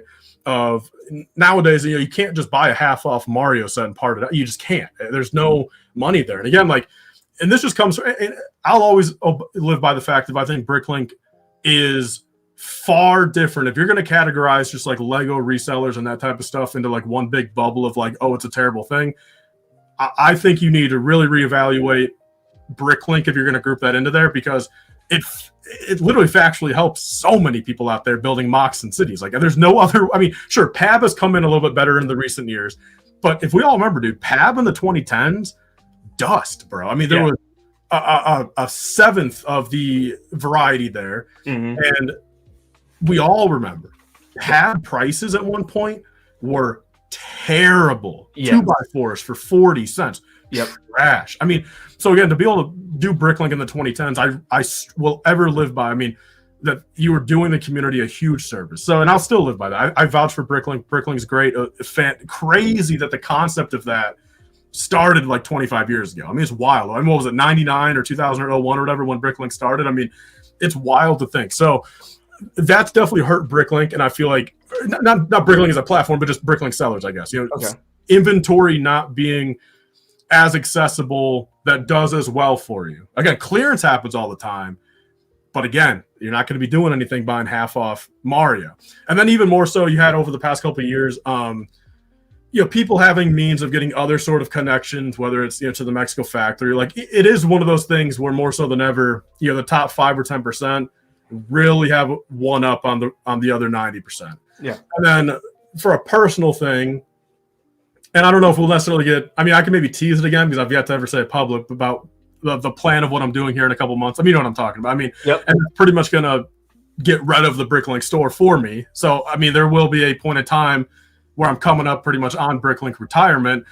And again, and what I said there was one reason, but also another reason was just to kind of keep it broadly is I think I'm not as good at positioning capital and like liquid money in proper spots as I thought I once was. Like it's just not, because again, running your own thing, dividing everything up properly. Again, like I'm not in debt by any means, because again, I'm just organizing liquid money is not something I'm good at. I feel, coming from a fact of the BrickLink store, like, you know, putting it back in, putting it out, keeping stuff for myself has always been a terrible habit of mine. You know, I get in a big lot, I do this, and this. Again, I'm not losing money at that point, but I'm keeping it for myself, and it's not coming back in. You know what I mean? Like, so that's just more so a personal thing. And so there's a couple things that have added up to the fact of BrickLink is not as enjoyable as it once was. I feel like for my enjoyment, it peaked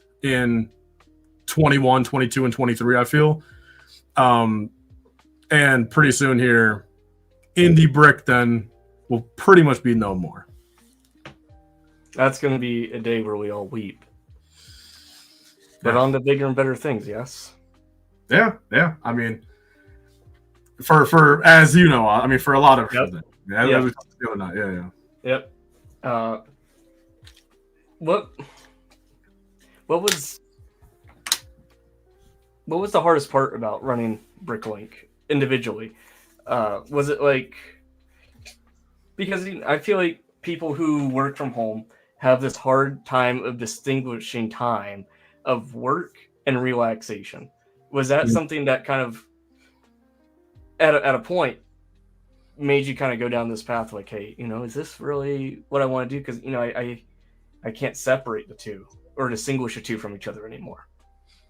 Yeah, so I mean, at least in my, like, from what has actually happened for me, I mean, I don't necessarily, I don't think I can attribute that to working solely for myself as the issue. I think the biggest issue that I've ran into is everything I do, YouTube, BrickLink, everything, and just live is all within the same house. I think that has become a much larger issue than I think it was at one point and than I ever thought it would have been. And just from the sole fact of kind of how you brought up again, like it's so hard to mentally shift back and forth in the fact of, you know, because even think about it, like, I mean, I could be, even if I'm just like leisurely, it's one thing to be 2 floors up even, but it's all within the same walls. Like, I mean, it's just like, if I'm building a set one night and just like you know, I got what I had to get done, but let's build a set. But again, maybe there's a couple things lingering that, like, realistically, you know, I think to myself, it's 25 feet away, I should go do it. But it's also like the balance is very, very hard in that regard, you know, for all being in the same building. I think if this was even an office building 5 minutes down the road, I think it'd be a whole different story in that regard. I don't think I would have been, I think it would have taken a little bit longer for me to get burnt out. So there's that. But my least favorite thing of running a BrickLink store solely by myself, my dad helps me even I pay him here and there, like if I need a little extra, like, you know, if he's helps me for an hour or two, you know, I give him $10-$20, whatever it is, you know what I mean? Just you know, he does it, you know, here and there, and it's like, but like it's 98% myself nowadays. Again, at one point it was different, but I'm speaking these last 5 years. I mean, it is, my least favorite part is just but it's helped me since, again, like, a knock on wood, I've maintained 100% positive feedback. A lot of happy customers. I take pride in that. I'm very happy that I've been able to provide a good service, you know, be a good seller, not F people around, not half-ass the quality, you know, parts that I sell, and just really be a reliable seller for these, you know, people. I'm very your word. Well, yeah. So, but on the flip note of that, that's really kind of caught up to me is I'm so paranoid kind of in the fact of, again, I don't trust counting scales. Okay. So everything because I don't want to have the mess up there. So I hand count everything. You know, I tend to double, triple, quadruple check things. Like, that is just really also just taken a lot of extra time out of these years of just me being that way. You know what I mean? Again, it's had success in the turn of it, but it's caught up to me. It really has, on the fact of just the BrickLink side of things just really has become something.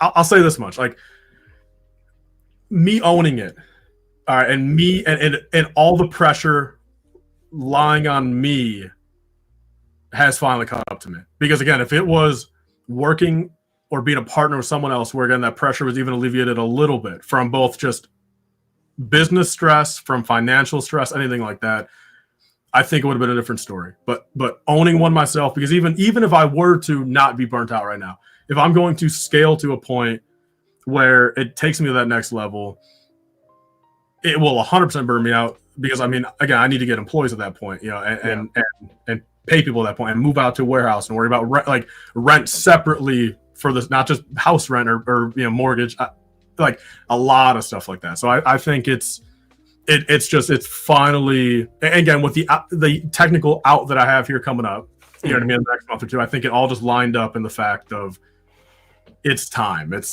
to put it in the past, because I'm already stressed about it enough now. I mean, I can't imagine being 60 years old being even more stressed doing it. You know what I mean? I can't. That'd be wild.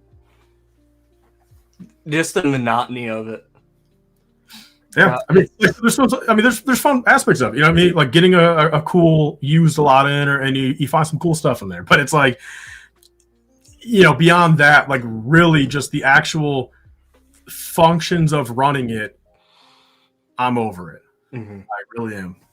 Well, I mean, to all the people listening, you better place your indie breakdown orders in quick.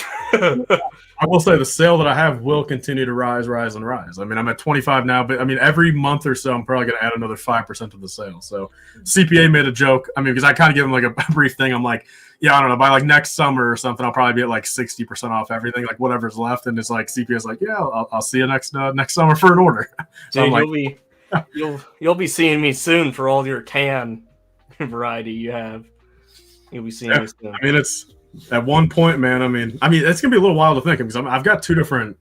I mean, Lifebricks is its own like legal company, Indie Brickton its own. Like, what happens to a company like when it's just it's like yeah, sure, I'm gonna, you know, there's gonna be sales for it in 25 and 26, but like say like come 27 tax season will be the last time Indie Brickton will have anything. So like come 28 tax season, it's like, what do I do? Like, do I just like file like that it just went out of business or whatever? And it's like, you know what I'm saying? Like, it's gonna be a little sad to actually legally closing up a business. Dude, I wish my dad was around, because he'd answer that for you, because all growing up, it seemed like he had his own business of some kind, whether it be mowing lawns or plowing driveways or trimming hedges. You think his was all under the same thing, or would he be in one for a couple, close it up, start a new one? Like, you know what I'm saying? All under the same thing. So he would always have it like our last name, landscaping, or in lawn maintenance and stuff like that. Yeah. So he was able to cover it all. But he would close it, but as he would open another one, that little list underneath the last name, it would just grow bigger. I remember at the time, like for his Carhartt he would wear, there'd be a time where it would be like the size of, like if you took like just your standard BrickLink badge or BrickWorld badge, and you add like every year there'd be like another brick added to it. And I remember like he would come home or whatever, and like his little embroidery would be like this big on his Carhartt. It's like, what doesn't this guy do? It's like, it's funny. But I think you just dissolve your business. You know, I'm sure if you, dude, just chat GPT it. I'm sure it'll give you what you do. it'll she'll help you out. But so you know, we went down the rabbit hole of BrickLink. Now tell us about the YouTubes, because you and I feel like we, and Coop and Shreddy, I feel like we all kind of grew up in this age of like YouTube. And for me, like the very first Lego creator I guess I ever saw was either Lego Boy, aka now David, or L'Occitane. Do you remember him? I do. I mean, he was Clone Army. He the MTTs, right? Yeah, he did that. But remember, he had this big stainless steel table in his kitchen, and he would reveal all the sets as he would. So I guess he was kind of like the first ever LAN member. Did he get them for free? No, but he did. Like, I guess Lego would give him an invoice and he would pay it, then they would ship it to him, and he would get it like a week early or whatever. And he'd give So I mean, the thing is, maybe I saw a couple of his reviews, but I definitely, I mean, if he's the guy that had like the dozen or like 20 of those 07 MTTs, then I know who you're talking of. Yeah. Well, here's what we're gonna do, just for everyone here. This guy is the reason why I think I got so invested with Lego growing up. Well, bro, do you remember Texas Lego Boy? Yeah. Massive MOCs in his garage. Yep. This guy here. You know, Man, I mean, I don't know. I mean, let's go to his way old. Is it just reviews, or is he the MTT guy? He did all sorts. Like he did video games. Then he would do MTTs. I remember that was a video of his. But he's gone through and he's gotten rid of a lot. But this dude. Dude, the Chrome Vader and Chrome Stormy thumbnail goes hard. But yeah, he would capture everything, dude. Oh, the ATOT and dropship review. I remember when that puppy dropped. Damn, bro, those reviews did well for him. Yeah. Like, he was probably like the first like hardcore Lego reviewer. Damn, $250,000 on his turbo tank review? Yeah. Dude, he's got so much, dude. But even better, dude, he even has the OG Millennium Falcon review. Man, and this is, if you ever just, dude, his first video 16 years ago, 66K. This guy is something else. Damn. I remember this was a video I first found him. This is still gonna be my forever white whale. The good old Clone Wars ATTE. I need it sealed though. I want that experience of opening them bags and doing it myself. I don't want no used. I want the seals and that's like. Also, I went through and I bought a factory sealed Nintendo DS Lite the other night because I'm like, dude. Damn. See, now that is that's cool, bro. Buying the DS sealed. Yeah, I mean, that's something I would love to do also. What color did you have growing up? So, is DS Lite technically the bulkier DS? What do you mean? Because, all right, there's a DS Lite, then there's just the regular DS, correct? Before the DSi? Yes. Okay, so no, the DSi or the DS Lite is what I had. Yeah, because the original DS is the bulk. Okay, so I had a black DS, then I had a dark turquoise DSi XL. Yep. And then I still made it to the 3DS era. I have a dark red 3DS. Dude, I'm glad that you're a fellow black DS carrier. Knew I liked you. Well, dude, there's Pokemon stickers on there. I put an Infernape and an Empoleon sticker on there. Dude, I treated that thing like gold. I remember at the end of the night, I would get like my glasses clean and wipe it all, because the black one was just a fingerprint magnet. Dude. Yeah. And I think that my OCD, I was diagnosed with it. I think I was 7, and it just always stuck with me. And even to this day, dude, any electronic I get, it has to be in the black colorway, or I just go nuts. I remember when the gray iPhone came out recently, a year or two ago, because gray is my favorite color. And I went to the Apple store and I got the gray phone. In less than 2 hours later, I was back and returned it and got a black. I just can't. I'm just weird, dude. But so you're not getting an orange iPhone, dude? Nah, dude. That's just cray. But you haven't seen how you can get an olive green. Oh, you can make Master Chief. Yeah, have you seen that? Yeah, dude. I'm a big Halo dude, but that doesn't sway it for you. Nah, dude. All I can see with this new Apple color lineup is them just trying to straight up copy the Nintendo GameCube. color lineup, dude. That's all I see. But I after my black one broke, I did get a red and black one. Then after that one broke, because my little cousin would come over all the time, and those screens were so flimsy, like that attachment bar. Mm-hmm. He just hated it and he just snap it in half. So my my black DS now, I still have it, but it's unusable now. Like I have it for nostalgia purposes, but it's so flimsy and like grimy. But when I go back and play funny enough, we talk about this. The past week I've been going through a game of Pokemon Soul Silver. I restarted. I've been going through, but I use the DSi XL for that. Since it's crispy, bigger screen, not effed up, not loose. But dude, I'll say the best starter Pokemon other than Squirtle for me, it's gonna be Chimchar. Yeah, Chimchar is my number one. Yeah, the OG when I got Diamond, Pearl, and yeah, Diamond back in. Well, because for my birthday, again the years or whatever. The games themselves came out in 06 or whatever. But this was 08 or 09, either one like that. Kind of all blends. But 08 or 09 birthday, I got the DS and then Diamond with it. Okay. Yeah, I remember I got Pearl, and I was a happy fella. That was, dude.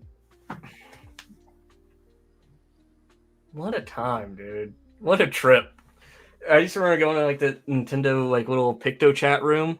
Yeah. With the cousins, dude, and just scribbling away. And well, dude, my favorite time was again, that was still in the era of when the wireless trade stuff worked, just through the DS. You would just go to and you'd be able to Wi-Fi battle people from across the world, or again, you trade your level 1 for a level 100, and most of the time you'd get a Japanese named Pokemon back, since again, everyone from Japan has all the hacks and everything. It was great. And then did you ever play the Wii at all or no? Oh yeah. Well, did you ever play Pokemon Battle Revolution? Yes. Yeah. That was goated, dude. Yeah. That was another one. I still remember. I wonder where he's at now, man. But 10 houses down, bro. Going to his house. It was me, him, and two other. I think me, him, his older brother, and his buddy. I think it was us four. Because I want to say that game actually you were able to hook up 4 different controllers, because you'd be able to have double battles. Yeah. And you would actually be able to have it where it was literally 2 players versus 2 players. Yes. So I think it was us 4 that actually did that, and I remember that. It was a great time. Dude. Also, Super Smash Brothers Brawl. That was great. My Wii games extended to Battle Revolution, Mario Kart, and Wii Sports. I got to be honest. I kept my circle small there, bro, on the Wii. Dude, Wii Sports was goated. Because I remember we got it for Christmas. My brother and I, we never asked for it. We never even knew it came out, really. But my dad saw that there was golf on it, so he said he got it for us for Christmas, but really is for him to go into the basement and play it. Yeah.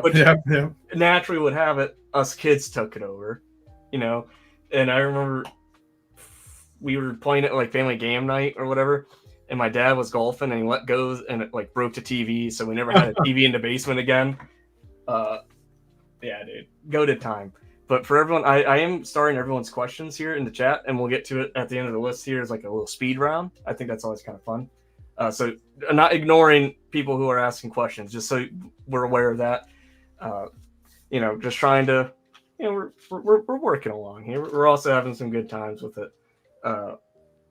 So when you started YouTube, what was your main objective of it? Because I remember when we were going, the big popular thing was weekly updates every Friday or something.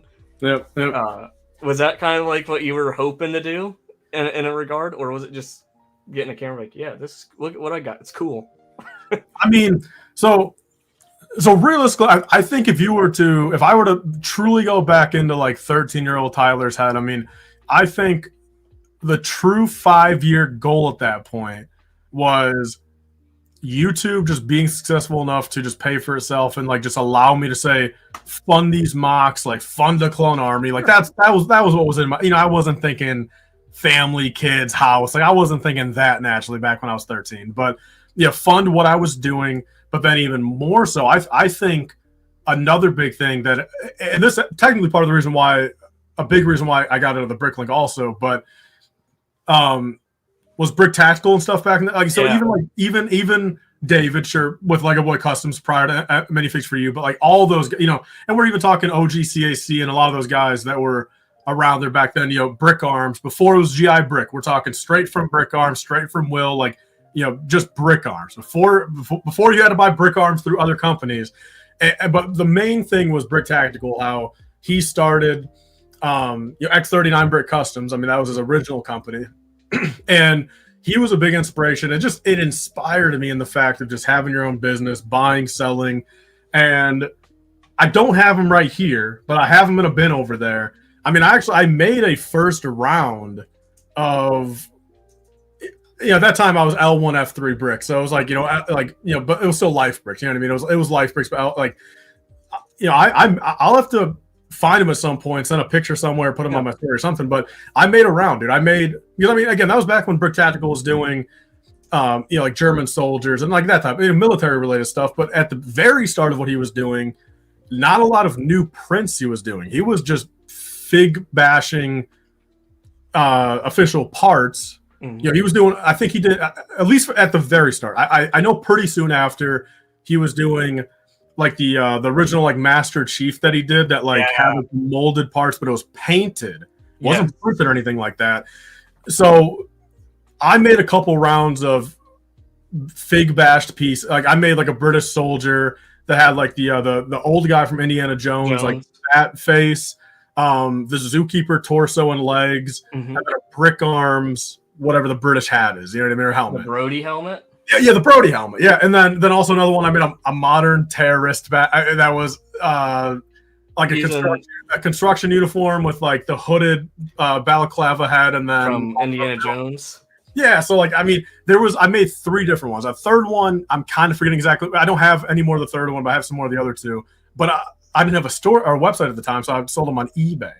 And I made like 25 of each. I've only got like 2 or 3 each of left, and I sold all 25 of the other ones. So I sold 75 or 60 figs or whatever in a month. I mean, it wasn't bad, but that never panned out to anything. But I feel like that was another reason why I was happy and content with starting the BrickLink store, because again, it was my own business at the time, which again 10 years ago sounded great, but again, as I'm getting older, it just, as we kind of said, it's not as fun as maybe what I once thought it might be. And even more so, you can ask my dad on this one. Like for the past 10 years, there's always been an underlying thing of, if I'm going to have my own business or have a store or whatever, whether again, indie brick den, something separate, whatever, physical location has always been the dream. Always. I've been bringing that up for 6, 7, and God damn it, I just said 6, 7. So I'll say 6, 7. 6 or 8 years. All right. And Coop, I know Coop's giggling right there. With me saying 6, 7, I know Coop's giggling. But all right, so 6 to 8 years I've been wanting to get a physical location. And that might be happening here. Again, when all that goes public, but I mean, that's another reason why this new thing coming up here really seems to be encompasses everything I've ever wanted. Sure. So all the edge. Well, so the YouTube goal, I mean, just kind of to circle it back to the original thing, fund itself, or fund the collection itself, and then the underlying thing was build a store off of it, like in the sense, but again, originally like a Brick Tactical, not a BrickLink, like a Brick Tactical. Mm-hmm. So that was the original plan. Again, like I was too young to again think in the future of full-time funding family. Like it was too early for that. Yeah. But yeah, that was the original goal. So you've been around this, like creating and observing the Lego content creating space for, I feel like all of us combined have been kind of doing it for about the same time, on and off.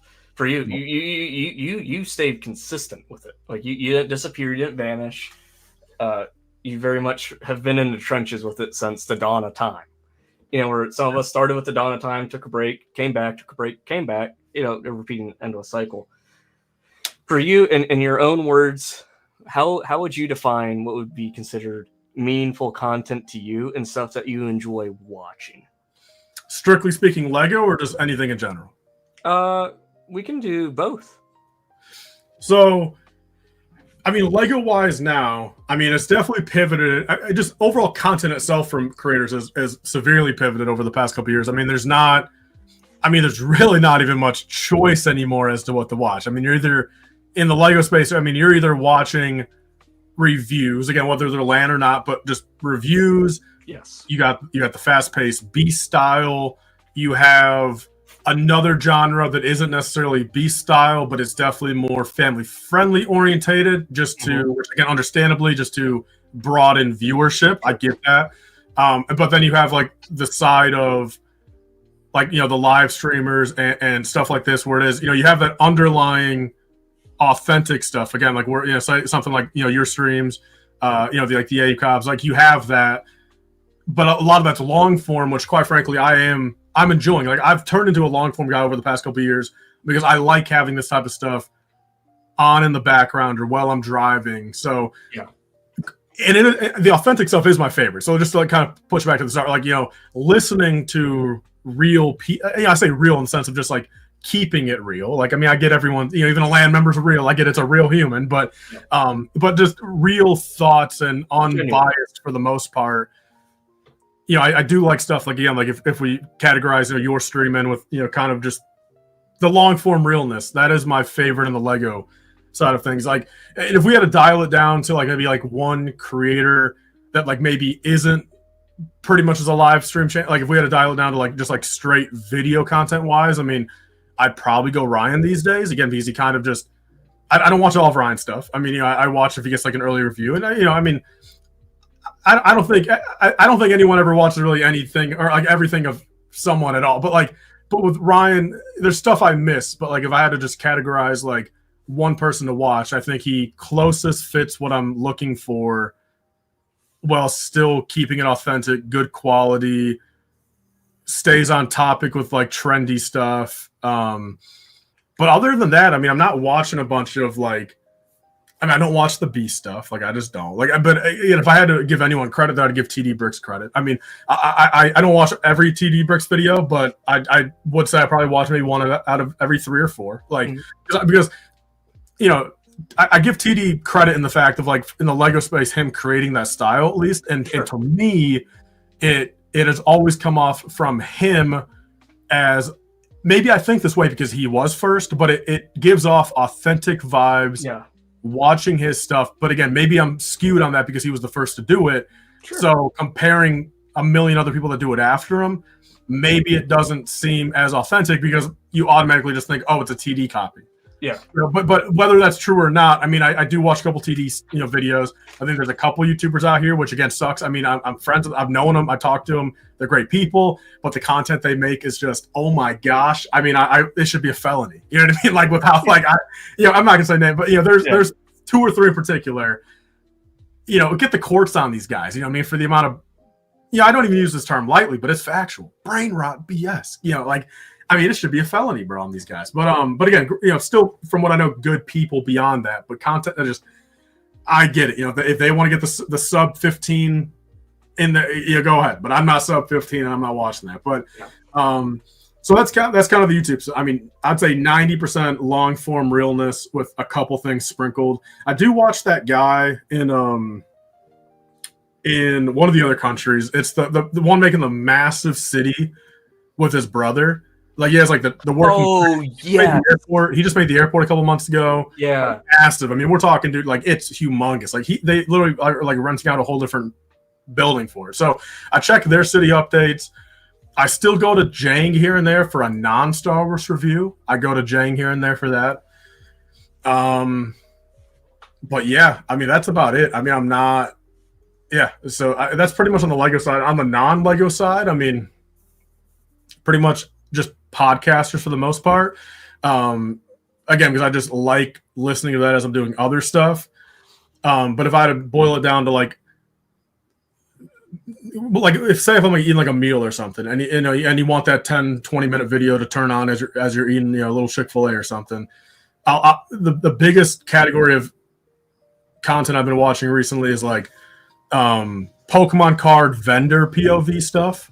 I've been watching the conventions and stuff. Yeah, so the vendor POV for both Pokemon cards and sneakers. More so Pokemon recently, since I'm into it more. I know more about it, and I think the sneaker stuff is like, at the end of the day, pretty damn redundant. Like, you know what I mean? Like, at the end, like at least with the Pokemon card stuff, like as much as it's all. I guess topic for. I mean, as much as like it's been pretty volatile recently, like with the Pokemon market and everything. I think it keeps it interesting though. How if you're watching a weekly vendor POV from some of these people, 1 week they could have sold this card for $320, then the next week it's $600. Like it kind of keeps you on your toes of like, it's not the same every single week. So I say vendor POV stuff is kind of my favorite stuff that I dabble into now. So I'd say that for the non-Lego. I dig it. I like that you're also. We seem to listen to pretty similar podcasts. Are you a fan of Modern Wisdom at all? I can't say I've heard of it, bro. He's out to do his big episode. He's bringing Matthew McConaughey back, but they're filming it outside of the actual Interstellar farmhouse. I've never seen Interstellar. What, brother? Bro, you just missed a golden opportunity. It was back in theaters for like 2 days. Hey, I mean, I watched the Tomorrow War yesterday. If that have you heard of that movie? Yes, I have. I have heard of it. Yes, dude, it's a great movie, man. It's I love that. Has anyone in the chat seen Tomorrow War, man? That movie last night was fantastic, dude. Another Modern Wisdom, dude. Hell yeah! Let me look this dude up. He's goated. Chris Williamson. Very. I'm hoping that he gets my dude Lex Friedman on there, because him and Lex are friends. They said they've been wanting to do an episode, but Lex is just too damn busy. So he just had Sam Sulik on? Yep. He's had so many. I think my favorite episode so far, out of like the last 100, he did one with Will Tennyson, and that was a really good episode. I watched Will for a while there. I mean, but out of that whole sphere, I mean, I'm a big Trend Twins guy. I watch every Trend Twins video. Oh, I mean, if you want a really good episode of Modern Wisdom to listen to, put that one on. Wait, there's a Trend Twin? A Trend Twins Modern Wisdom? He did one, but he also did one with Will. The episode, okay. The one with Will, that was a very deep episode. It's a really good conversation. But if you weren't... I've been thinking about this a lot lately, and there's someone else who they were in the chat, or I'm not sure if they still are. Something that we talk about. If you weren't doing Lego as like your hobby, what would be the other big thing other than Lego for you? Like if say if you never got into Lego ever, what do you think it would be that you were doing? That is a little hard to answer, but I will say the other 2 or 3 hobbies that have come and gone as I've been a Lego collector. I mean, you know what I'm saying there? There's been a couple other things that have had their little spurts of existing for a little bit. Funko Pops was a 2018, 2019. I bought like 600 of them. That was a massive part. I mean, so Funko Pops for a couple years, but of course that didn't last. I mean, the only Funko Pops I'm buying now are Walking Dead ones. That's just a complete. I just want to get every single one. Black Series. I kind of went on a Black Series tangent for a couple years there. Also, ended up selling all of them. The only ones I have left are Anakin, Padme, Kylo. That's all I've got. And then Rex. I've got the Rex. Pokemon cards is probably the safest number 2 because that's been a couple different points of contention. Pokemon cards for like 2009 until like 2012 or whatever. And then Pokemon cards came back for me 2018, 2019. They came back for a little 2021. They came back for a little 2023. Yeah. So I'd say Pokemon cards is the closest chance of it. I mean, but like I'm talking like far. I mean, if Lego's at 100%, I'm talking Pokemon cards have like a 6% chance of like me ever caring enough to get it to the Lego thing. Yeah, like, and then like Funkos and Black Series are like 1% now. Sure. But yeah, I mean, and Cooper's, I mean, Walking Dead. I mean, I don't know. I mean, at one point, I will admit, I mean, you know, I was watching like AMC Movie Talk, like John Campea, Christian Hart. Like I was watching a lot of them back in the mid 2010s. A lot of like movie reviewers. If I was older sooner, if I was like when Walking Dead was like in its peak, as much as I hate to say that, when it was in its prime, if I was like already 18 or 20 at that point, I might have honestly done that. Sure. That's maybe not Walking Dead specific, but like got into like talking about movies and TV a little bit. And then, I mean, imagine that, bro. If I ended up being successful with the takes I have apparently, bro, I mean, I don't know. I mean, bro would be off the internet. That's what I'm saying. World Wars, bro. If I had 100K subs talking about movies and shows, I mean, that would have been not a lot of people would have liked that, I don't think. But yeah, nothing's really. I mean, Lego is just one of those things, man. I mean, it's always stuck. I mean, I've never had a dark age. I mean, like the longest period of time of me literally not buying a set was maybe, I mean, like I would say 1 month max. Like there might have been in the past 17 years or whatever at this point, 16 years, the longest period of time of no Lego buying, I would give it 1 month. But even then, it could honestly just be like 2 weeks. I don't know. But like I would say 1 month. So it's pretty crazy. I mean, no dark. You're also a Pokemon fella. Who's your top 3 Pokemon? You can only pick 3. You know, say if the franchise died completely, and you can only take 3 to live past the grave. Who's it going to be? Infernape, Garchomp, Darkrai. Okay. I'm a Gen 4, man. That's what I grew up on. Dude, I'm going Blastoise. He's my goat. Mewtwo.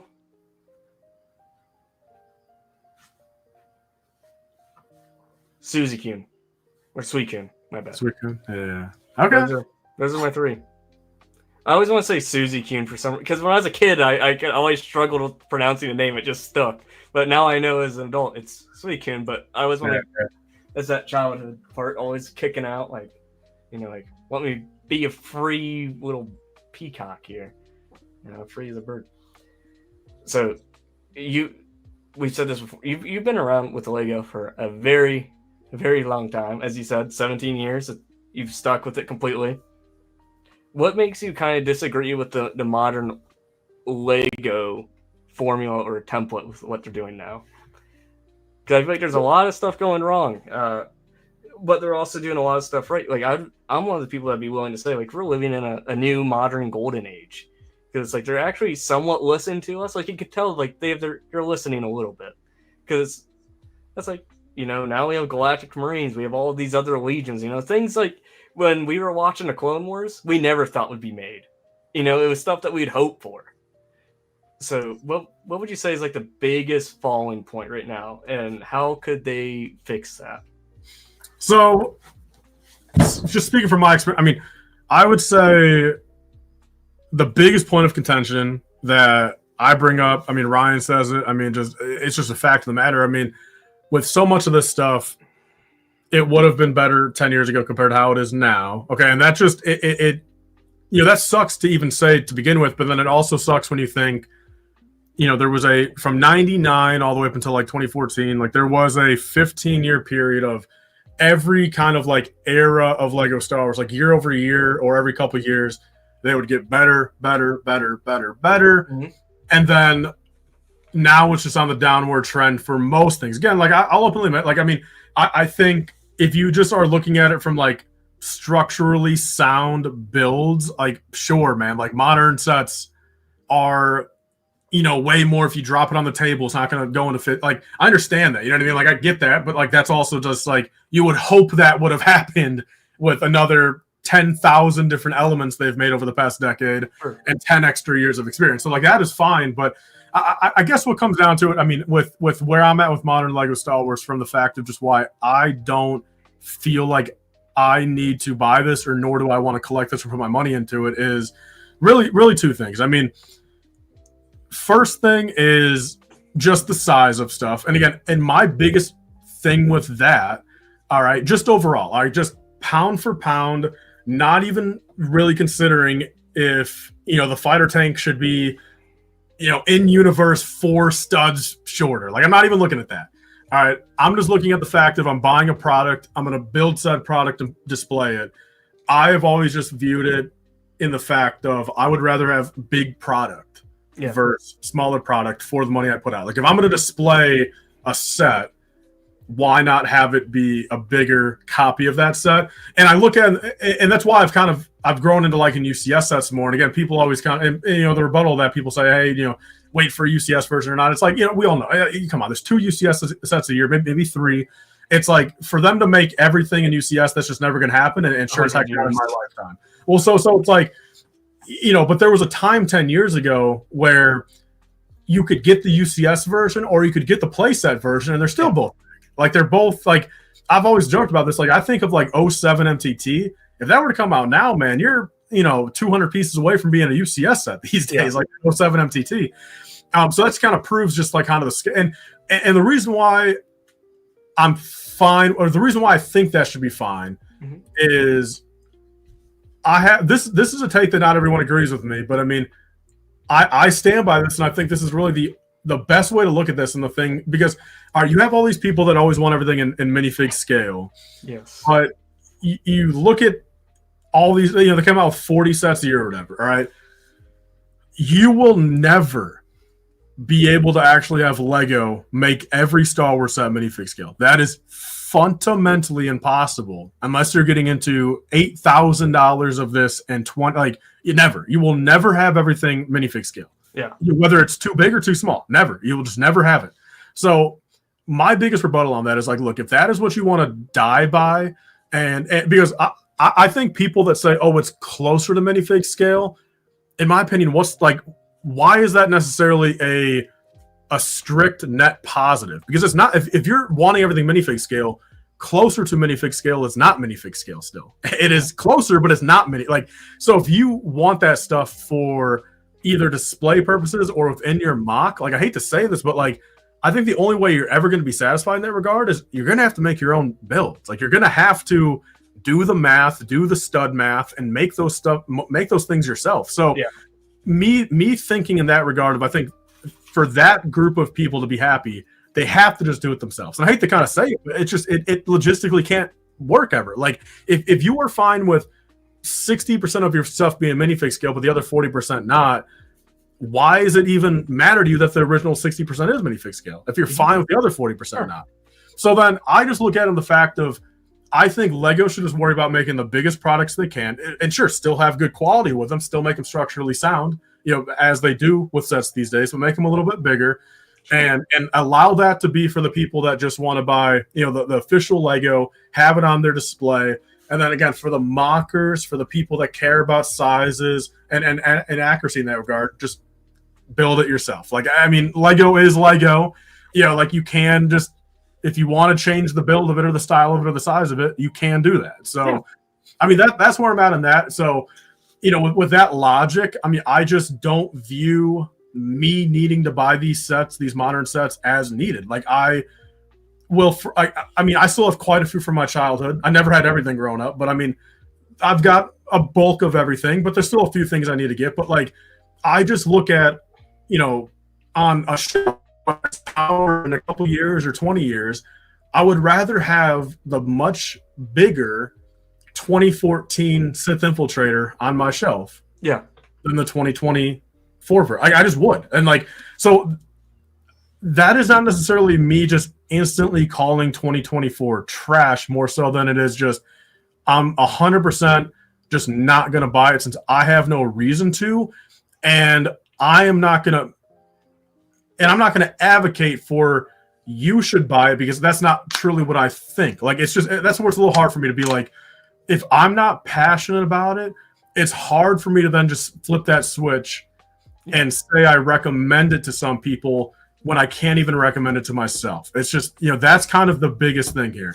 I I do think there's some that are objectively trash. Like I really do think the new turbo tank's objectively trash. I mean, I think even like the Coruscant Guard gunship, I do think that just very awkward set. And I think there's a couple others like that. But I mean, I think that is a problem with Star Wars itself these days, with Lego Star Wars. And then I think Lego as a whole, it's kind of a double-edged sword because it's been very cool over these past couple of years to see all these new IPs that Lego kind of snatches up and like gives us a Twilight house or gives us the Hocus Pocus house. Like I think that's really cool. I think there's a couple of these themes that they really need to take advantage of more. Like I'm not even a Lord of the Rings fan, but it's like why are they not making sub 100 Lord of the Rings sets? Like why are they not doing that? I'll never understand.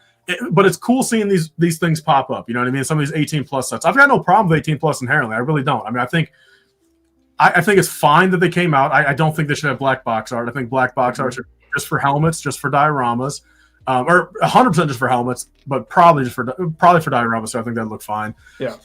But for like Hocus Pocus or Twilight, like why not put Twilight Cullen House in the forest? You know what I mean? Put a couple trees behind that thing. Like it look dope, dude. It would look fantastic. So, but then on the flip side of that, I mean, as much as I like the new IP stuff, I also severely miss the fun of being able to make your own. Sure, they had their own kind of story, but power miners and stuff. Sure, they had a little story to it, but for the most part, if you bought those sets, you couldn't make your own story. Like you could make your own. You could call the character. As much as the guy might be called Jim on the box. Shit. If you want to call him Frank, dude, it's not. It's not like calling Anakin, Harold or some shit. Like that's just, if you're gonna call Power Miner Jim, Power Miner Frank, it's like so be it. You know what I mean? Like I think that's fine. So Power Miner, Space Police. I think having those themes that just allowed so much creativity, and so much just freedom in getting those and just doing what you want with them and making your own stories, making your own scenes, and not having stuff so just like locked in the fact of IPs.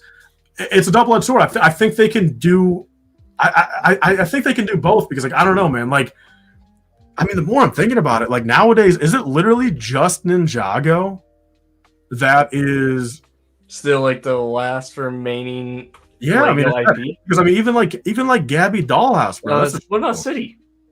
Well, I mean, yeah, City, you're right on City, but like, I mean, yeah. So City is one. I mean, City, Ninjago. I mean, there's like 2 or 3, and like Dreams. I mean, Dream. Yeah, but I'm thinking like from childhood to now, but also that childhood could be a relative form of measurement because it's for everyone. Monkey Kid, yeah. Okay, Coop's got a point. Yeah. So there's a couple.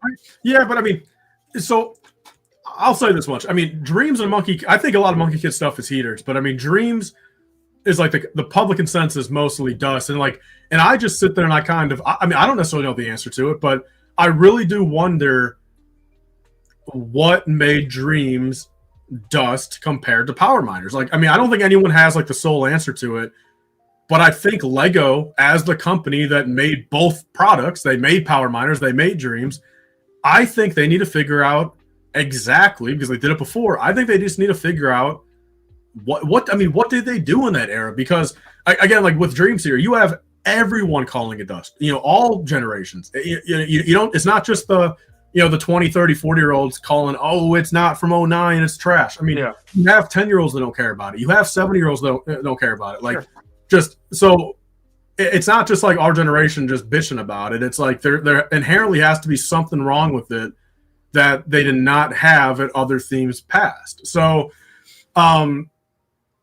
with modern Lego, I mean, again, I think there's still, I'm not going to say, as much as I like to say there's a lot that I like from them. I mean, it's kind of crazy. I mean, I don't hate as much stuff as people might think I hate, but stuff that I like from modern Lego, we look at stuff like from the ACOB the other night, like on the retirement list. I mean, there's only like 4 or 5 sets on the retirement list that like I can truly passionately vouch for, like out of 200 sets. And then even the other week for my dad, my dad's got all these sets, and it's like I had a little store credit from him, and again, he's got like 1,500 different SKUs of sets in this house, and I had a little credit, a little store credit, and it's like I'm going through his brick economy. I'm like, all right, like what do I want to spend this on? Like, what are some sets that like, hey, that I've been wanting for a while, bro?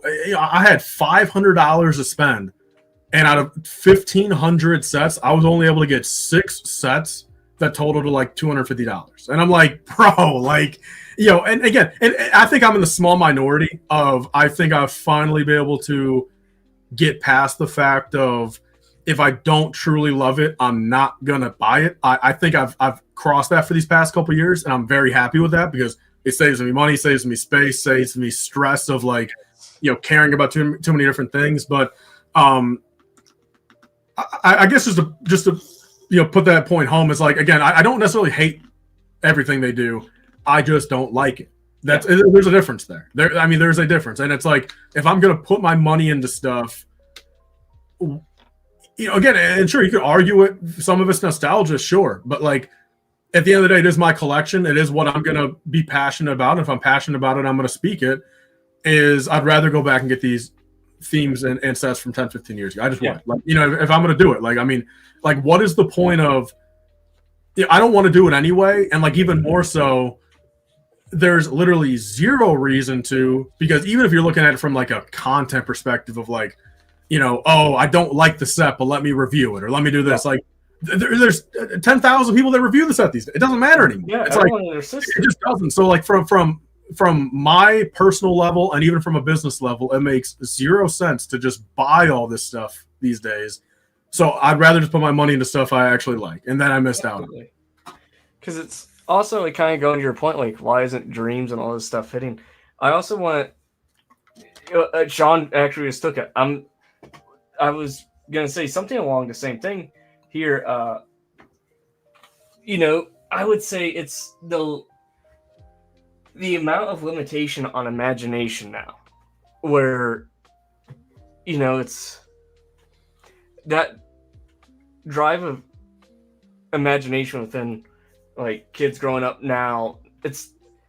It's way different than how it was like when we were coming of age, Sean, his coming of age, like our parents, everything like that, where it's like you can be constantly stimulated by these things in our pockets all the time, and you can literally see whatever you want. Hell, sorry for my French there, but if you want on ChatGPT, if you don't like what's on, you can literally just make it.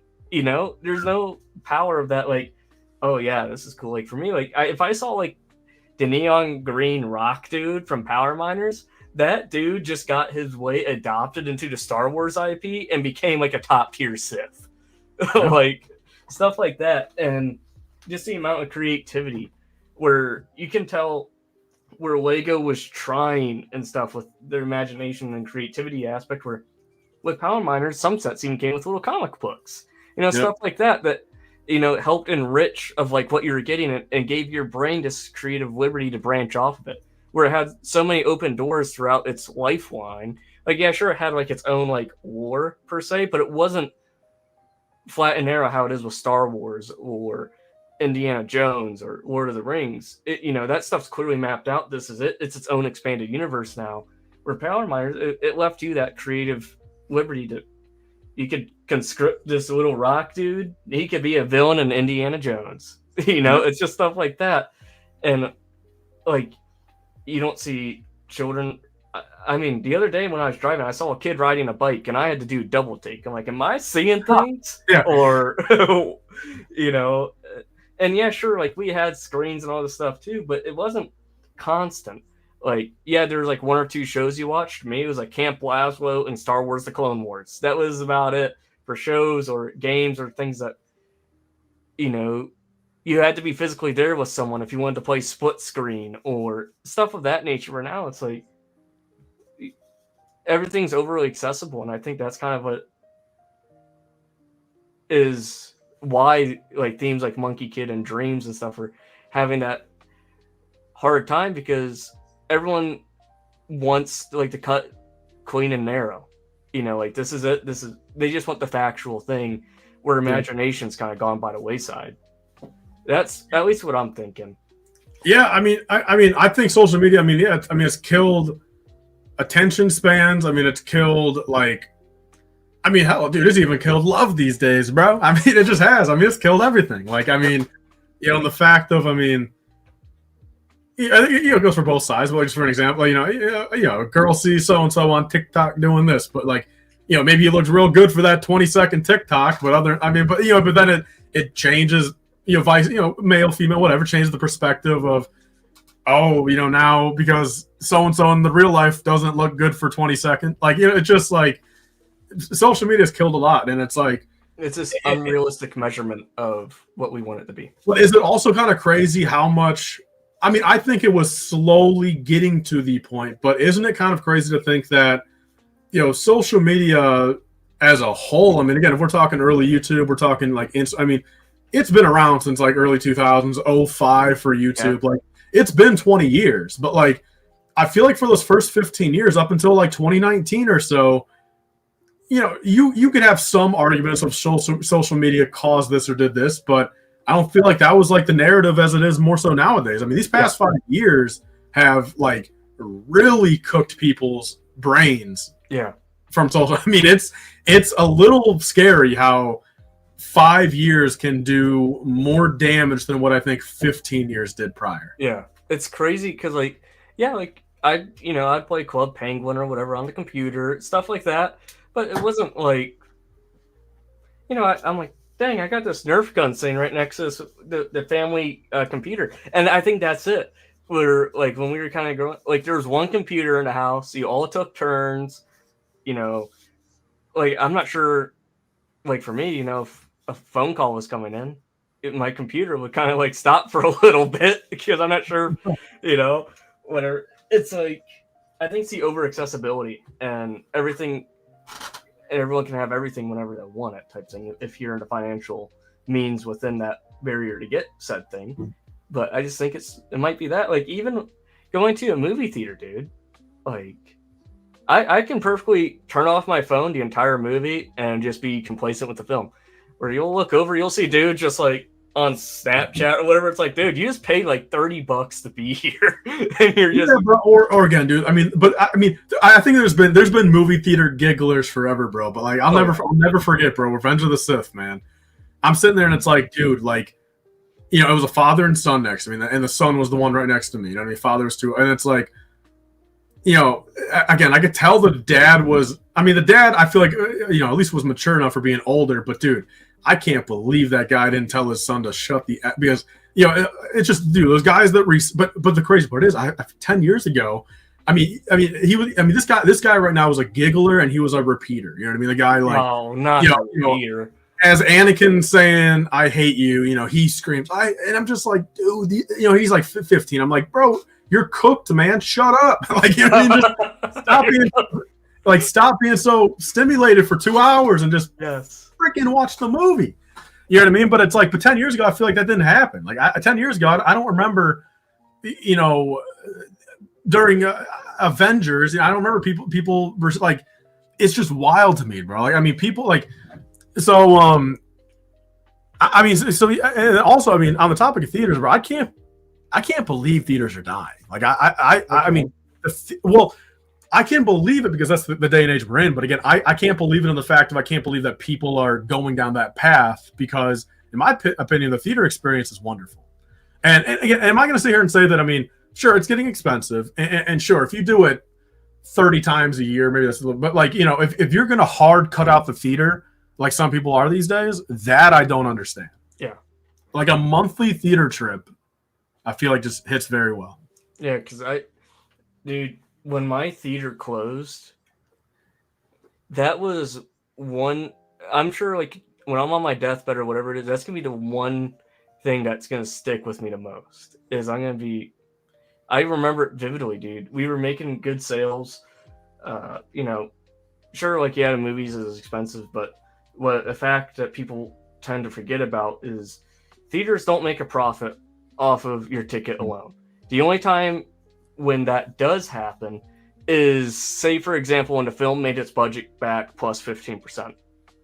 Then we would start getting kickback for the tickets, but it's not much. It's maybe like 15 cents per ticket. It's not much.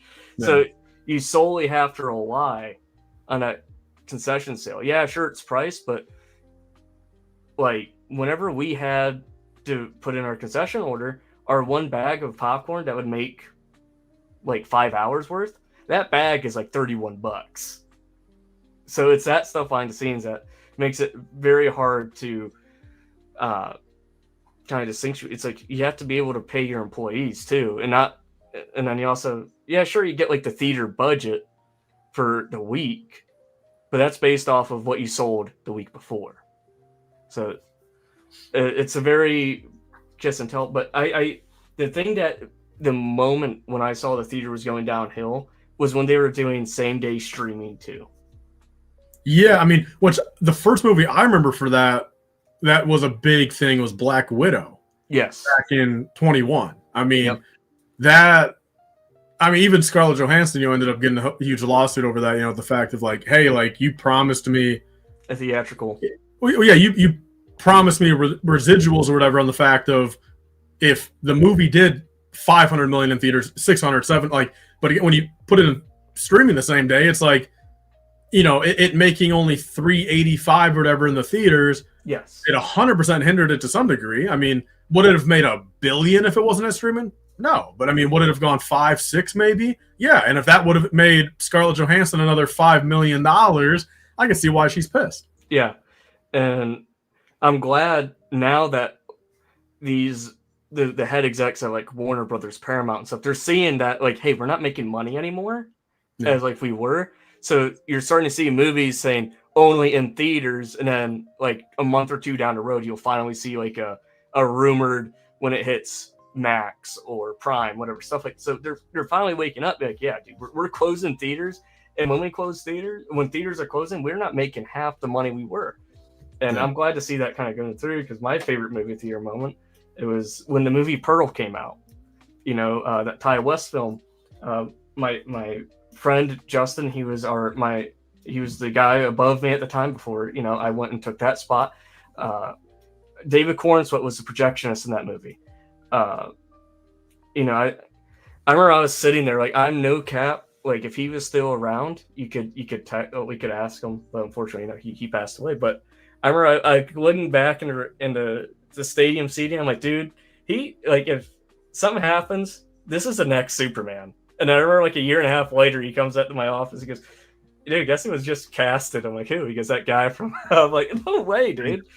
But just stuff like that, there's memories that you make in the movie theater that you won't have on the couch of your living room. Like, I remember, like, you go to the movie, you hit the arcade for a minute, then you'd go in line to get your ticket and popcorn. And as you're leaving, you'd play one more arcade game, stuff like that. Well, was that awesome? Do you remember when? I mean, what are your thoughts on? I mean, do you miss the times before assigned seating, or do you like that they have assigned seating now? Because I miss, dude, for Endgame and the Star Wars movies, I miss, bro, having to get there early 2 hours and I mean, it's just it all, like, because the thing is, I feel like, all right, if you're gonna watch it day one or night one and be there opening weekend or whatever, you know what I mean? Avoid spoilers, get there out right away. It's like, you're in that culture enough where it's like, bro, standing for a 2 hour line, like you're in with all the guys that are like, everyone in that line, bro, are just like you, and it fits that energy. It's like going to Brick World, Well, yeah, and then think about it. I mean, anyone that doesn't want to stand in a line, probably does not care enough to maybe not get a little spoiler, and if they want to wait Tuesday, and then Tuesday there's gonna be no line. You'll go there like, so I don't know, man, like. I really miss the era of getting there a couple days early, or not a couple days. Damn, brother. A couple hours early. I really miss that. Yeah, dude. I enjoy the assigned seating for one reason. When I go to a movie by myself, I hate if there's someone in front of me, to the sides of me, and behind me. So what I do, this is because I still have my Regal employee membership card. I get free tickets still. Don't know how this is still going on, but even if I didn't, I would still shell out the money for it, because I am a die-hard moviegoer. Like, I'm a letterbox stand till the day I die, but I will book the seat in front of me, to the sides, and behind me, just because I'm so short. Sure. That if someone sits in front of me, I'm screwed. Like, I see half of the screen as the back of some guy's head. It's like, I can't do that. But Hoarder says, make great movies and a great experience. Yes. I think that's what's really lacking with the theater and why it's starting to go, because everything, dude, is constantly being repeated. There's constant like remakes, spin-offs, or retconning the film of its past. Or take, for example, now they're rebooting the Rocky franchise and Rambo. It's like, we just need more creative energy, like more creativity rather than, we'll just recycle this, Yep. I think that's where the movie theater is going. It's not even the movie theater's fault. It's the people who are just funding these movies. But yeah, like if I'm going, I go straight smack dab H4 in a theater. H4 is, in my opinion, the best seat. Am I glitching out back and forth, or you're back now? I was flickering in and out. Yeah. Fabu says video game midnight releases were peeing. Dude, I remember 2011, going to GameStop midnight, playing hooky from school the next morning to get Elder Scrolls 5. And it was the same way for Halo Reach, Gears of War 3. Dude, goated time. Yeah. Dude. For me, it was Left 4 Dead 2 with my brother. Dude, Left 4 Dead 2 is good, dude. Great game. And then also, so the only 3 I've ever been to: GTA 5, Black Ops 2, Left 4 Dead 2. Dude, the last Call of Duty I think I genuinely sat down and played like consistently was Black Ops 2. Yeah, I mean, mine was Ghost, and then for Christmas the following year, I wanted an Xbox One, so my dad got me the one that came with Advanced Warfare. And if it tells you anything, I got that like literally basically at release, like Xbox, and like I played 5 minutes of it, and I just like, dude, like I hate it. Like, yeah, so all the modern CODs, I mean, the most I would ever get was like maybe back like in the high school days, like at my friend's house, like I'd play a couple rounds of like Black Ops 4 or whatever, was out in 2019. But like that's it. Like, I mean, I never bought them for myself. I never cared to. The second they start putting jetpacks in, it's like, bro, dude, like that's where I was going. I want to play COD, not Halo. Dude, even like it took Halo a fat minute to put a jetpack in. It was in Halo Reach where they first introduced the full-on jetpack ability. And that was the first time you could sprint, use armor lock and all this stuff. And it made sense. It was great. Like, nothing was better, dude, than jumping out of the Falcon on Halo Reach and being like a little paratrooper and hoping that your jetpack goes at the right time so you don't die. Like, stuff like that, dude. Oh, Halo Reach is a time for sure. ODST, I remember that midnight launch. My dad took me. That was unreal. Like, they had Overture playing, dude, and the overhead. Oh, brother. And you got the posters. Dude. Like, even like you said, Left 4 Dead, Halo. Everyone in the chat, what was your all-time favorite midnight release for a video game?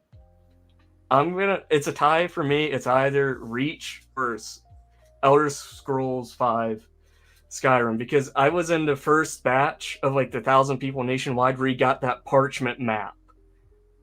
And after it was like first batch, they never put the parchment map in there again. And if you have that, you're like, you're a stan, because you had to have it pre-ordered to get that.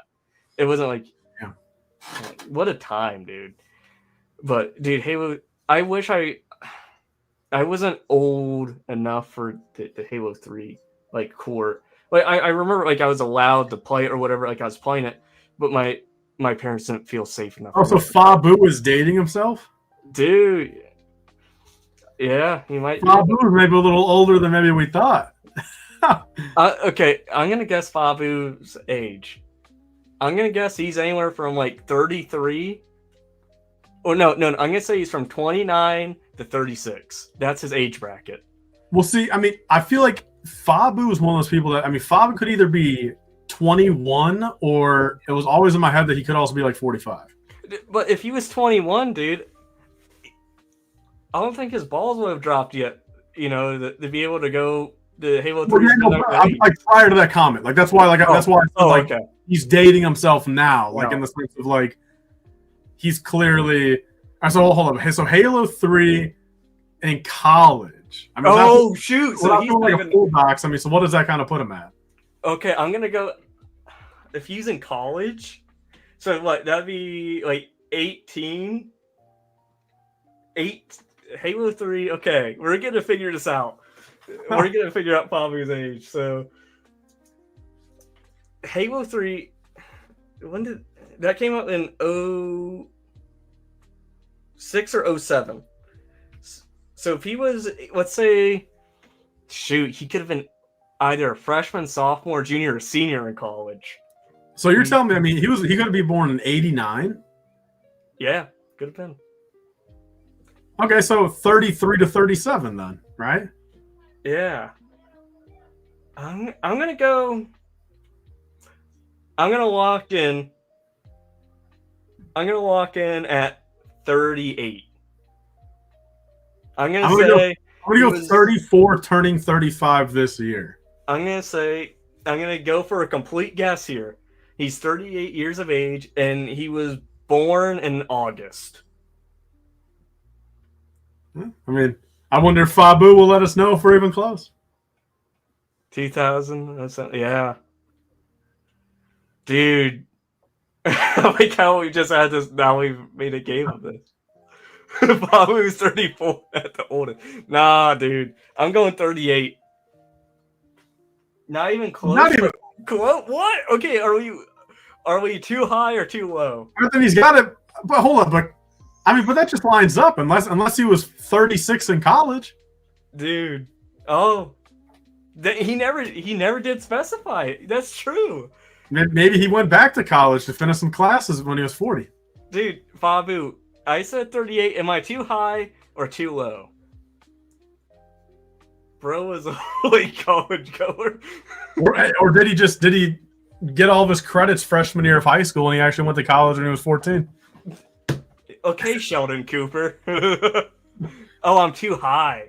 Well, then, Fabu, was I right? 34? I mean, he said not even close. So, I mean, 34 is close, but I mean, I'm going to guess 32 then. I'm gonna say 33. Shreddy, that's Fabu was about 67. Oh, he said the 6'7". Almost got me to say that. Oh, I didn't even catch it. I didn't catch it until after I said it, yeah. Dude. It's good today. My favorite was WOW. I work with a buddy at Target, and dude, that's sick. So we're too low on 32, 33, but we're not even close. I mean, Fabu, that is okay. So he's 34, 35, 36, 37. 35. Locking in.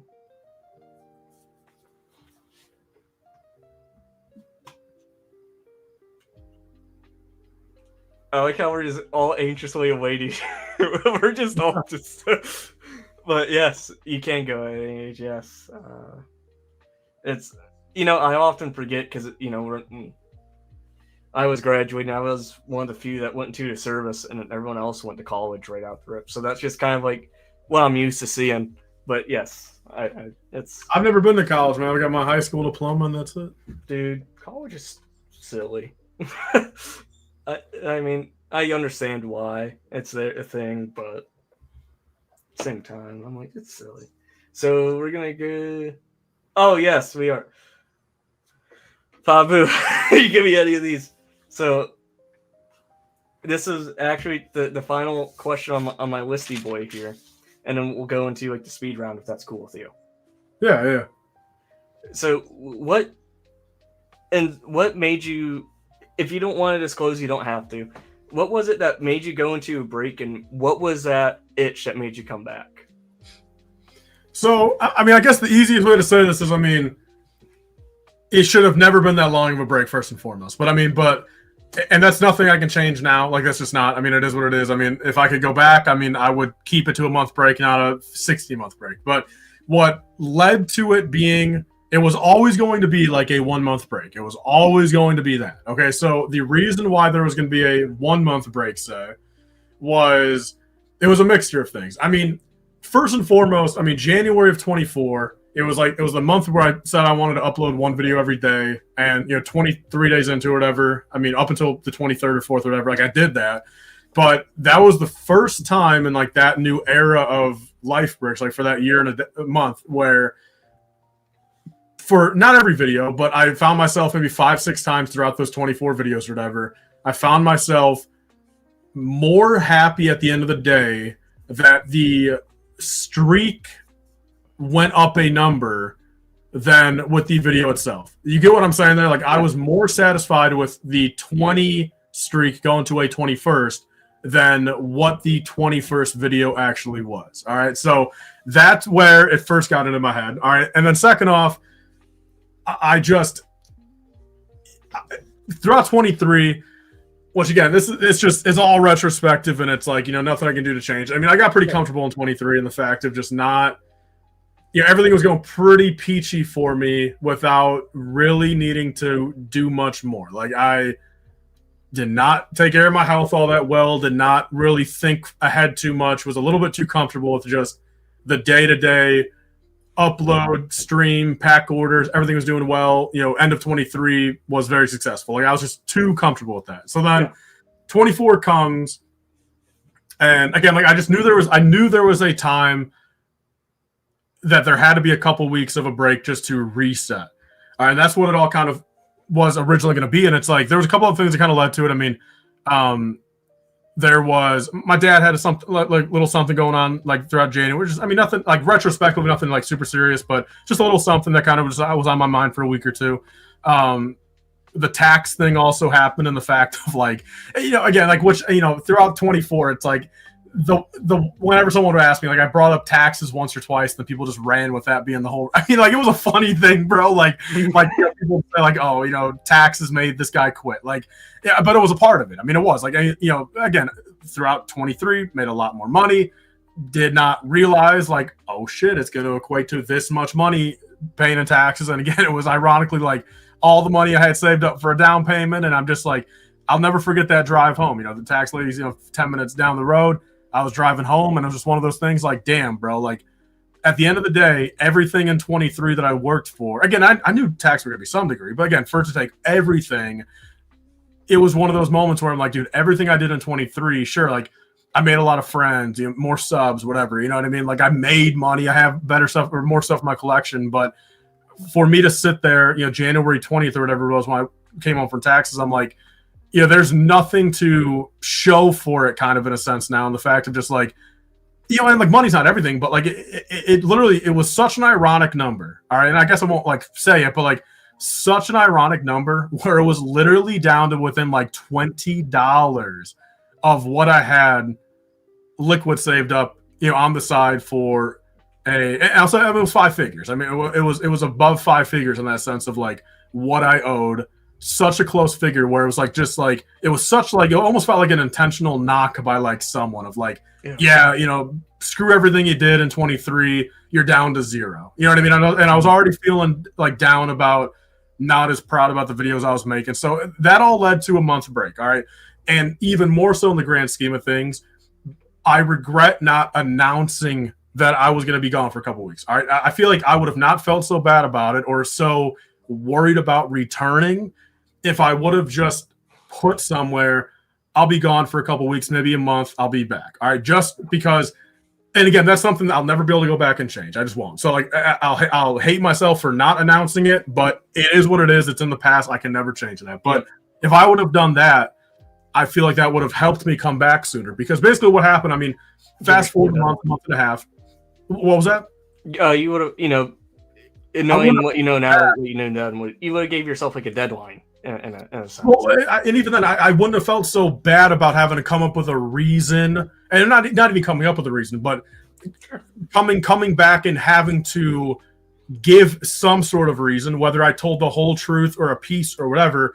I wouldn't have felt that pressure if I said, hey, I will be gone for a month, and then I just come back and it's like, all right, I said I'll be gone for a month, I'm back, stuff happened, now let's get into it. But with me not even announcing the break, that put me into a hard spot with how was I gonna come back, because by the time I even got back, like in the community, like on Instagram and like on streams and stuff, it was think about it, I left like January 20th, and I think I came back like April 20th, like, so it was like 3 months instead of a month. All right, like the break itself lasted longer, and again, after 3 months, I was thinking to myself again, like, it was right to that awkward point of, do I come back and just act like nothing happened? Yeah. Do I come back with a a 5-minute video, just kind of giving like a brief little thing. Hey, I'm back. This happened.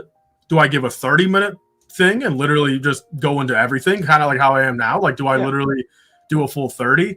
And then I'll always say this: there was an underlying thing. All right, with me not wanting to make a video for a while, and this is truthful. I mean, it was all mental kind of, but me not being able to come back, me not shifting my health in those couple months, I really also felt a little awkward in the sense of if I came back 3 months later and everything was the same, again, from just my day-to-day, my health, my appearance, like what I did, like if I messed up here and there, if I forgot something, like I felt like nothing actually changed during that 3-month break. I really kind of took that in, again, I was playing video games a lot, just kind of chilling.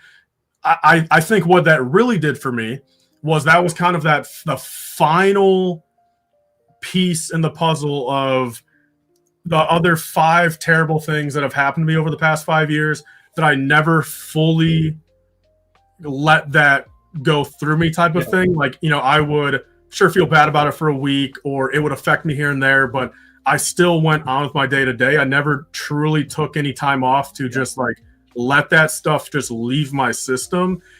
That is what those 3 months really were. And so that was a net positive. Again, but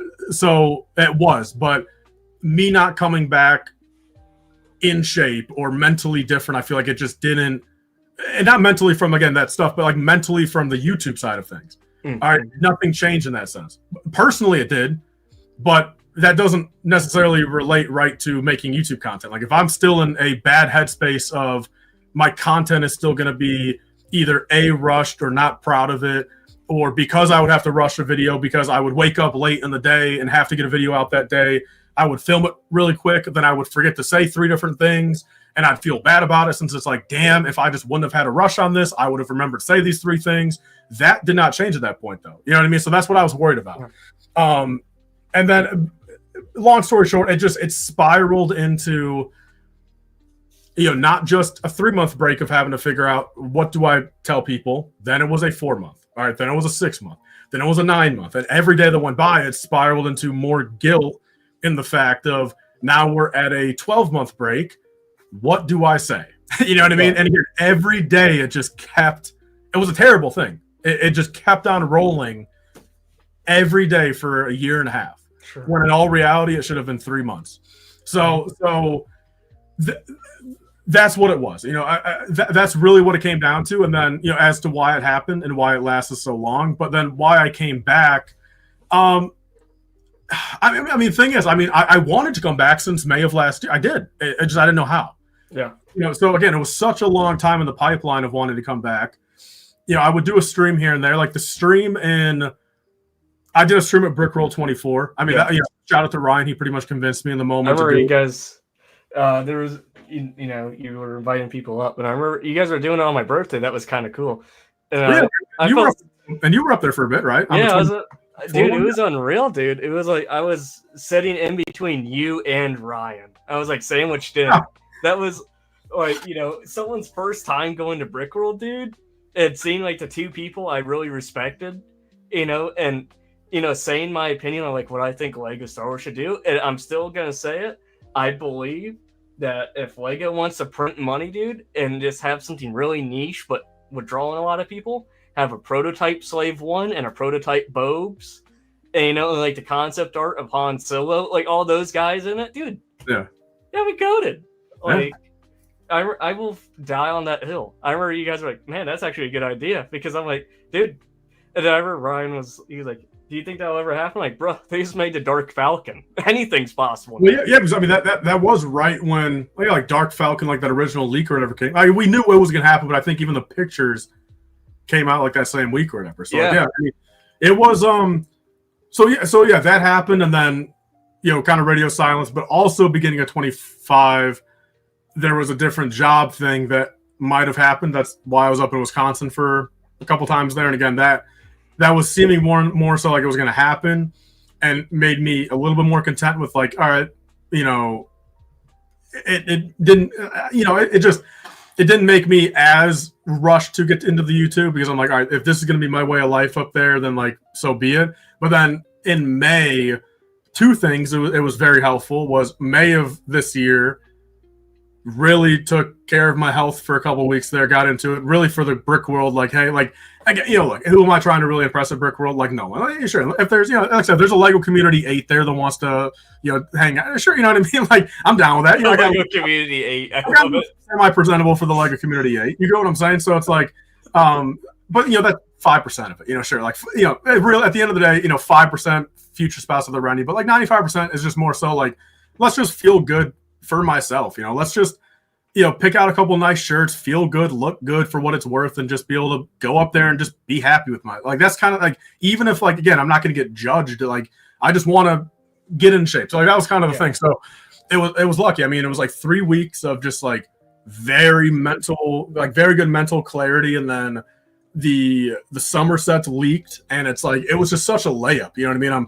I'm ready for the day. I got done with my stuff.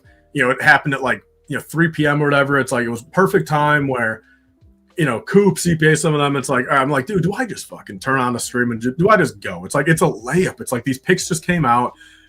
It's obviously going to get some clicks. You know what I mean? Because again, that was always kind of a semi in the back of my mind. Like, do I come back to like, I hate that, but we know what I mean. Like, do I come back to 300 people? Like, compared to my numbers at the, again, like I fully understand. It was a year break. It's like, I understand there's going to be some sort of fall off. I lost a couple hundred subs. I understand that. But like I was a little worried, of course, is it literally going to be a 95% drop off? Because that is when I would get very sad. You know what I mean? It's like, if it, some level of drop off, I fully get, even if it's a half drop off. But when we get into those high 80s, high 90s, so that's what I was a little nervous about. But it's like, I knew the stream, it was so timely. It's like, all right, it's a layup. People are going to be interested. It's a hot topic. Let's just flip it on. So I did that. Brick World happened. And then no stream at Brick World this year since the May one happened. And then, I don't know, man. I think what just, again, post Brick World, I mean, I was keeping up with my health pretty well. I mean, if I was 100% keeping up with it in May and June, I mean, I went down to maybe like a 3/4, but like I was still good mental clarity and everything there. And it's like, then it was just, I mean, shout out to Coop, but like, yeah, I mean, Coop, CPA, I mean, all of you guys, but I mean, Coop would really hit home on the fact of like every damn 3 days, like when you up, like, that type of thing. And like, the constant motivation for it. Well, yeah. So the final thing, I mean, was, I don't even know, it was the 26, like when the 26 initial thing, like the Shock Trooper mech and that type of stuff, like that list came out. I'm like, I don't know, it was weird. I was playing video games one night. I was on a Discord call with 3 or 4 of them or whatever, and it's like they were saying it. They're like, hey, you should do it. And then I don't know, that night I said, I just said F it. Like, yeah, like after this call, in 20 minutes, I will flip on the camera, I'll film my thoughts, and I will upload it. And it happened. I did that. So like I mean, it took a year of convincing, but I mean, shout out to everyone and shout out to that final night push, and it happened. I remember exactly that stream, dude, like your return, because I was because it was like the last push till Brick World, I just got off of work a little bit early, and I saw you were on. I'm like, dude, this is great, because I was starting to do my pre-packing for Brick World, because that is like what 2 or 3 weeks away from the actual. Yeah, but 3 weeks, yeah. Because I had a lot of family stuff going on where, I wasn't going to be home a lot. I was going to be down in Cincinnati area. So I'm like, what? While all my laundry's done, I was packing for Brick World. I was in the chat with you. Then I'm like, shoot, I need to go to the grocery store. I didn't have any headphones or anything. You were just literally sitting in my shopping cart, max volume, and I'm just grocery, dude. I'm like, I'm very, very glad. And first off, I'm sure it doesn't mean much, but dude, I'm very proud of you. Just knowing, like, you were saying, like, dude, I'm gonna take a step back. Like, yeah, sure, it sucks, I have to do it, and this overarching thing of like, how am I gonna come back? How am I gonna do it right? But even through that, you were still keeping, everyone knows I'm a pretty big proprietor of like, just make sure your mental health is in check, because like you said, if it goes unchecked for a while, it's gonna catch up to you. Yeah. Like when you least expect it, you could just be at home, just playing like MW3, and that it'll hit you like a wall. Now you just don't want to do anything for weeks, but you kept, like, even though you said like there was times where you could have gotten back on the horse, but you didn't because you didn't know how.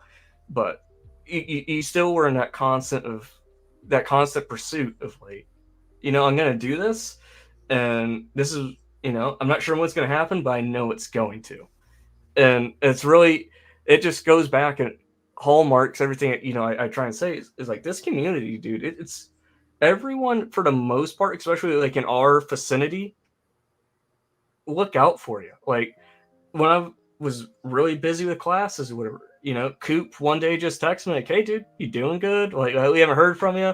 Like, we miss you," type thing, and stuff like that. It's like my own family doesn't even do that. It's like it's really like I will forever, just a big give your brother T, get your hand lifted up here. Give yourself one of these. There you go. We'll see. Also, I do agree in the sentiment of, I mean, it is a little wild to think. I mean, like, who would have ever thought? I mean, especially like growing up and stuff. It's like, all it takes is like a month, man, of like some of these online friends. A couple private calls. Especially one meetup at Brick. Like whatever. All it takes is like such little time for like some of these people. Most. I mean, but most, whatever you want to consider it. I mean, to literally be considered like a closer person to you than like a lot of family members, at least for me. Yeah. I mean, because I'll leave it at this, and I will forever put, again, am I putting blame on people? Necessarily not really, but like if I'm going to put the fault on one person or the other, like, long story short, dude, of course, like in 20 when my mom passed, it's like, she was always the one kind of trying to make plans, like with the whole like sphere of the family, like outer family, like from like all different states. 21 for like Memorial thing was like the last time I saw a lot of these people. For the rest of 21 and like most of 22, I tried to then be that person to try to make some plans, try to get some stuff going, and just stay connected. Yep. None of that worked. All right. And I keep in mind, dude, I mean, half these people are retired themselves, or I'm literally like, and I'm asking, I'll pay for everything. Like, I'll even stay in a hotel. I don't care. Like, let's just, because they're in like 5 different states. It's like, look, like if you could just give me like a week where it's like, if we can just plan it with like, hey, like, if I'm up there for a couple days, let's just plan something. Like, even if it's like, it doesn't have to be something wild. I'm not looking for a $5,000 cruise where I'm just looking for like, let's just hang, stay connected, talk or something. Like, go for a dinner, and I'll bum around myself for a couple days, but as long as we can catch a dinner or two throughout the week, it's like, and I tried for about a year there, man, and none of that shit worked. All right. So like I'm basically to the point, and like this is reality. I mean, the only person I talk to in my family is my dad. I mean, that's it. I mean, anyone else in the extended family, zip, dude. So it's like it is crazy to think though, and like I appreciate it, but again, like I feel like who would have ever thought 5 years ago, 10 years ago, 15 years ago, like growing up, like there'd be so many people in the space, in the Lego online space, that have, like I said, turned into closer people than, for me, for my case, pretty much every family member. But I mean, I'd assume for all of us, maybe even some family members, but even more so, like personal friends. Like again, Brickworld. Like I consider pretty much anyone I met at Brickworld, I mean, a personal life friend, and it's gone. You can expand that a smidge more. Some other people that maybe are a little bit more local to me, but like there is, 30, 40 of these people that I mean are like have turned into like personal life friends. Yes. That have literally gone from just like a YouTube comment section, which is kind of crazy.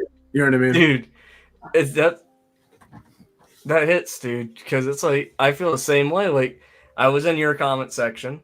Here we are now, dude. I literally just shot you a text like, hey, you want to do this? You're like, yeah, okay.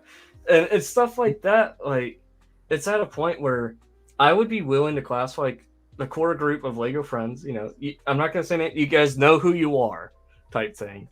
And it's like, you guys have like become like, oh boy, here comes Cheesy City. But it's like, in a way, like a new form of family. Like, like we're all just like cousins, dude. Just like grinding away, still chat with each other. I guess that is kind of, I think yeah, considering like all of us cousins might be the closest like true analogy. Yeah, because it's like, dude, like even for example, like, dude, don't even have to text some people like brother Nate from Nate Builds. I'll randomly just be sitting at home, like, dude, you know what? Let's give this fucker a call. I'm thinking about him. Just wondering like how his life's going. Well, dude, even saying that, like, I mean, I think CPA's been in the chat here and there tonight, but it's like, I mean, like, this is just the truth of it, dude. Me and him played a little Xbox Live, a little MW3 last week, and it's like, I got to admit, man, I mean, that really did. I mean, me and him have talked a lot, hung out, even one time, like, even outside of Brickroll, and it's like that playing some MW3 for 30. Like, I got to be frank, CPA. Like, I didn't tell you this yet, but I mean, hell, dude. I really appreciate that. I felt like we bonded a little bit closer. I mean, all it took was 5 minutes or five matches of an MW3, and I feel like him and I's friendship went up 5%. If you guys ever need a third for M-dubs, I mean, do you have Xbox? Brother, the only race of console. Yes. There we go. Yeah, I mean, we should at some point. Dude, if you guys are ever down for Reach, join brother Nate and I, dude. I don't got Reach anymore, man. I had it growing up. I don't have it anymore. Dude, I'll buy you a copy. It's like $5. Well, I mean, I would assume what? I mean, it's only like what, $5-10 probably. Not even, dude. It's like $3.99 the last time I checked. Yeah, that's not bad then. Yeah. But like, even what Kennedy's saying, staying motivated, engaged in YouTube content is tough sometimes. Currently working on getting back into the grind for my channel after not really uploading a lot, and I feel like that's something that we're all accountable for at some point, because it's like I'm at a point where, I'm sure you are too, where it's like we like making this stuff, but it does take a lot out of someone, because like we all have real life, work, job, school, family matters, where it's like, you just want to be able to just sit back and enjoy the hobby type thing. And it's like, but when we're doing this, in a way, it feels like another form of like work, even though like we're not making like mad Boku bucks or anything. In my case, zip, and I never expect to anything of that. But it's like, to sit down, it takes, to get that motivation back. It's like, oh, it's comparable like when you have to go mow the lawn, but you don't want to, but you should type thing. Like while you have a good show and the air conditioning's running, you're like, oh, I just want to rot here a little bit longer. Or when you have to wake up in the morning, you're just scrolling through the gram, stuff like that. And for anyone who does make any form of content and you're doing it consistently, set of balls you got, dude, because you are a fella with no chain. Like, you are a good boy or a good gal. Boys gender neutral. Don't want to say anything wrong there, but it's like it's just great being able to have this community, and people just like I'm sure you felt the same thing, like on your comeback, everyone was like super happy, and like the words of like appreciation, and just like people were actually like missing it, dude. That's bizarre. Yeah, but Anthony, yeah, we can hit you up if you ever want to play MW3. It is on PS3. So yeah, dude, I'll definitely shoot you the gamer tag. We can run some stuff. But I mean, I guess one more thing on that note, and like just to kind of like, I don't know, just to kind of say it as like appreciation, or just like objectively something that does put this whole thing, it gives me a reality check every year, and it just, it is like at Brickworld, like 24 and 25, like, both years where I was pretty much off, during my break. And it's like, just 24, I felt it was a little bit different because it's like, all right, like it was still relatively close to when I took my break, where it's like, having people come up to me or recognize me or like, just like walk, like it wasn't as, I'm not even going to say surprising, but like, it just like, it didn't feel as, I don't know the word. Not even necessarily weird. It just felt natural almost. But it's like in 25, I feel like I like extra appreciated it, and like it really hit home to me, and like it meant a lot to me, because it was like I was literally off YouTube for a month and a half of that, or a year and a half at that point. Like, where it's like, for them to still, or for people to still have nice words to say to me, or feel the need or care to spend 5 seconds or 30 seconds of their time to talk to me or introduce themselves to me, or like vice versa, like after like a year and a half break, like that's where it really like hit different to me. And like like this year, because like I said, I think we all go in there with like people like we're expecting to meet for the first time and stuff. You know what I mean? And it's like people that like there's some sort of online connection or friendship prior, but of course then there's quite a few people that you just meet for the first time there, and it's like and whether they know you beforehand or not, but like I guess it just there was a couple experiences like really that just like I don't know, man. Like when someone is it just there was 2 or 3 things this year without going to like huge stories about them, but like 2 or 3 moments with like again I use random people broadly, but people without a presence in the space, just like sole viewers of people. You know what I mean? Yeah.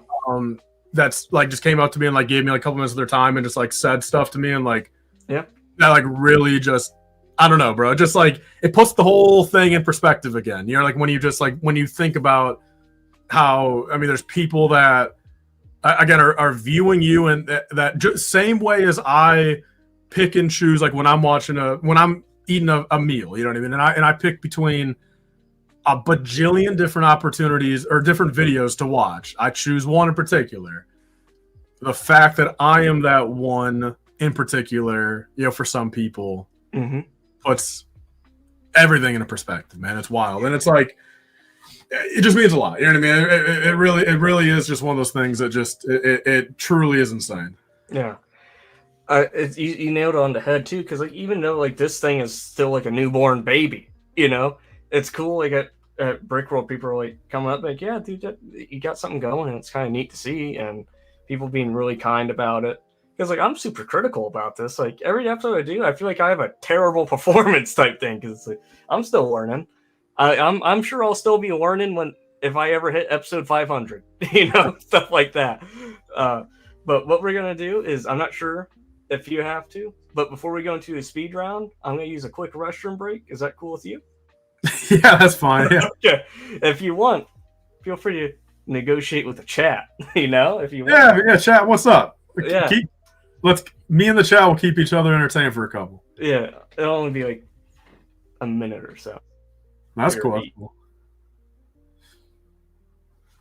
All right, chat. So what is up with you guys? How are you guys doing?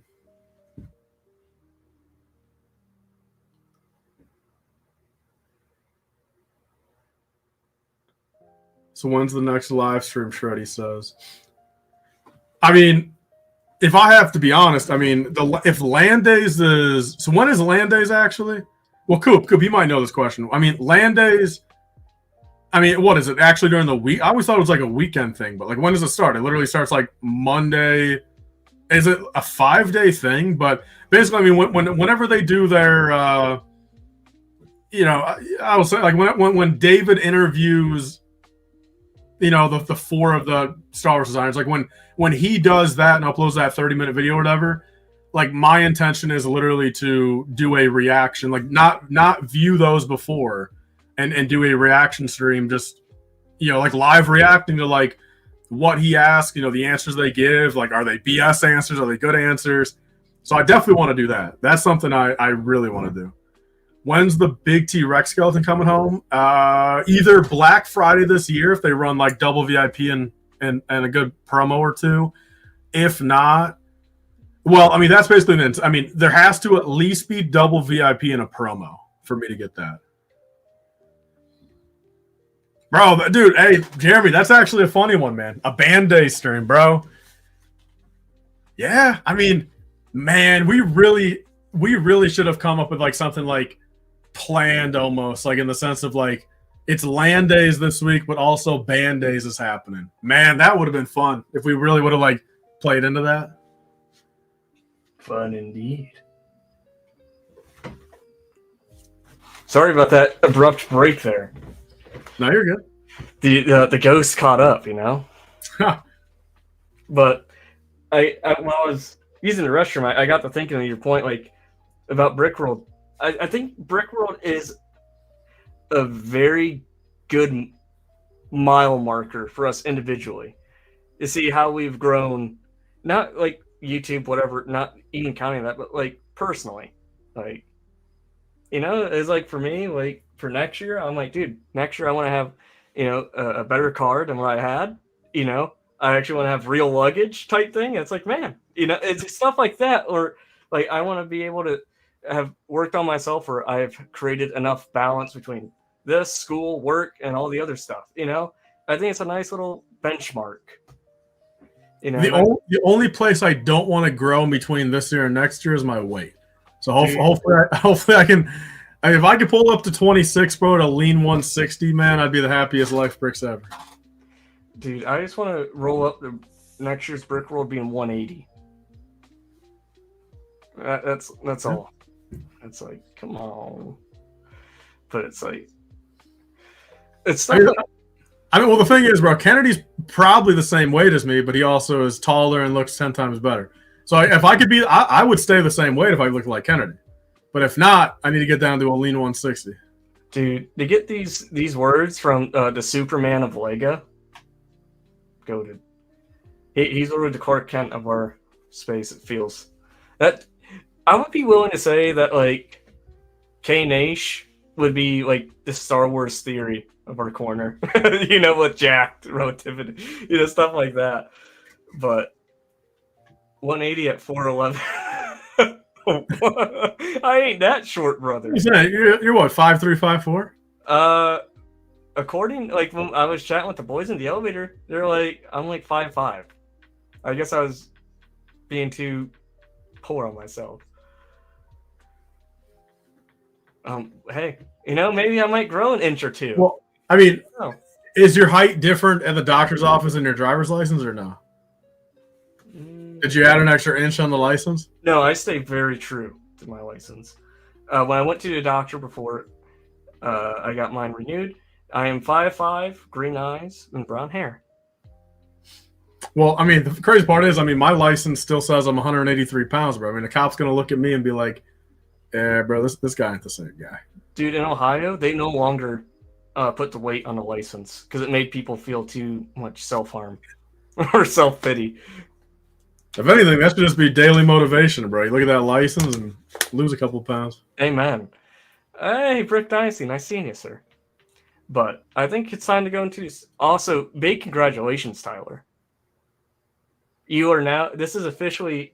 I think I know what you're gonna say. The longest episode. Yes, and I was hoping we could finally do it. So not only on the comeback stream, are you to guess, but you also own whole for the longest episode. It is not hard for me to ramble. I'll leave it at that. Dude, me too. That's why I have to make a list, or I get sidetracked too much. But Yucko is curious. Top 5 Lego Star Wars sets. Without, I mean, just off the top of my head, I guess, without getting too technical with it, I mean, AT-02 with Dropship, Palpatine's Arrest, Clone Walker Battle Pack, 2008 ATTE, and then 2010 Turbo Tank. I think that'd be a fair 5. Okay. For me, you know, my white whale, the Attack of the Clones, ATTE, Bounty Hunter Pursuit, the UCS Jango Fett Slave 1, because everyone knows that's the set of my life. Always will be. 4, Clone Wars Turbo Tank. And 5, I'm going with the Rogue Shadow. Oh, sweet. Interesting. Big Force Unleashed fan, dude. Go to franchise. Yucko also asked, broken glass sandwich or a keyboard footlong? I don't get it, so if there's a bad answer and I pick it, I don't know what I'm talking about, but I guess keyboard footlong. Okay. I'm gonna go with the broken glass sandwich because I want to use that as like a benchmark to see how tough this my mouth is, you know, and see if I can't make it like calloused in a way. I don't know. I just think it'd be kind of fun. Well, it just really makes me seem like a psycho. Real Andy Reid, Lifebricks. Would you rather get a barbershop haircut that costs only $0.25 for the rest of your life, or get a coupon for infinite free matcha lattes? I mean, I'm not a matcha fan, but I also have done my own haircuts for the past 4 years. So, I mean, I guess on the fact that like I will literally never drink a matcha latte, I mean, I guess I'll take 25-cent cuts. Yeah, dude. If there was 25-cent haircuts when I was in the service, I'd be a rich man.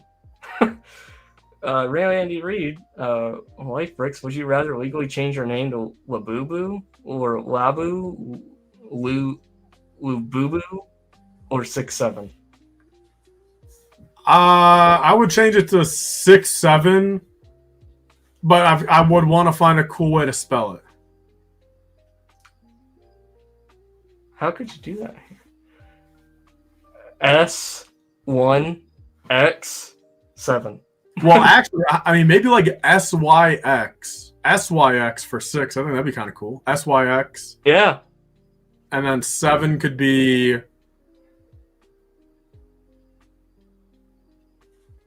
like SEVIN. I don't know. Just like make it a little different. I mean, 6'7". Yeah, or yeah, 6'7". I can have so give a little sword going. All right. Yeah, Shreddy, I'm just not a matcha guy. Another one from Real Andy Reid. Would you rather live with Jake Trumper or the Lego CPA?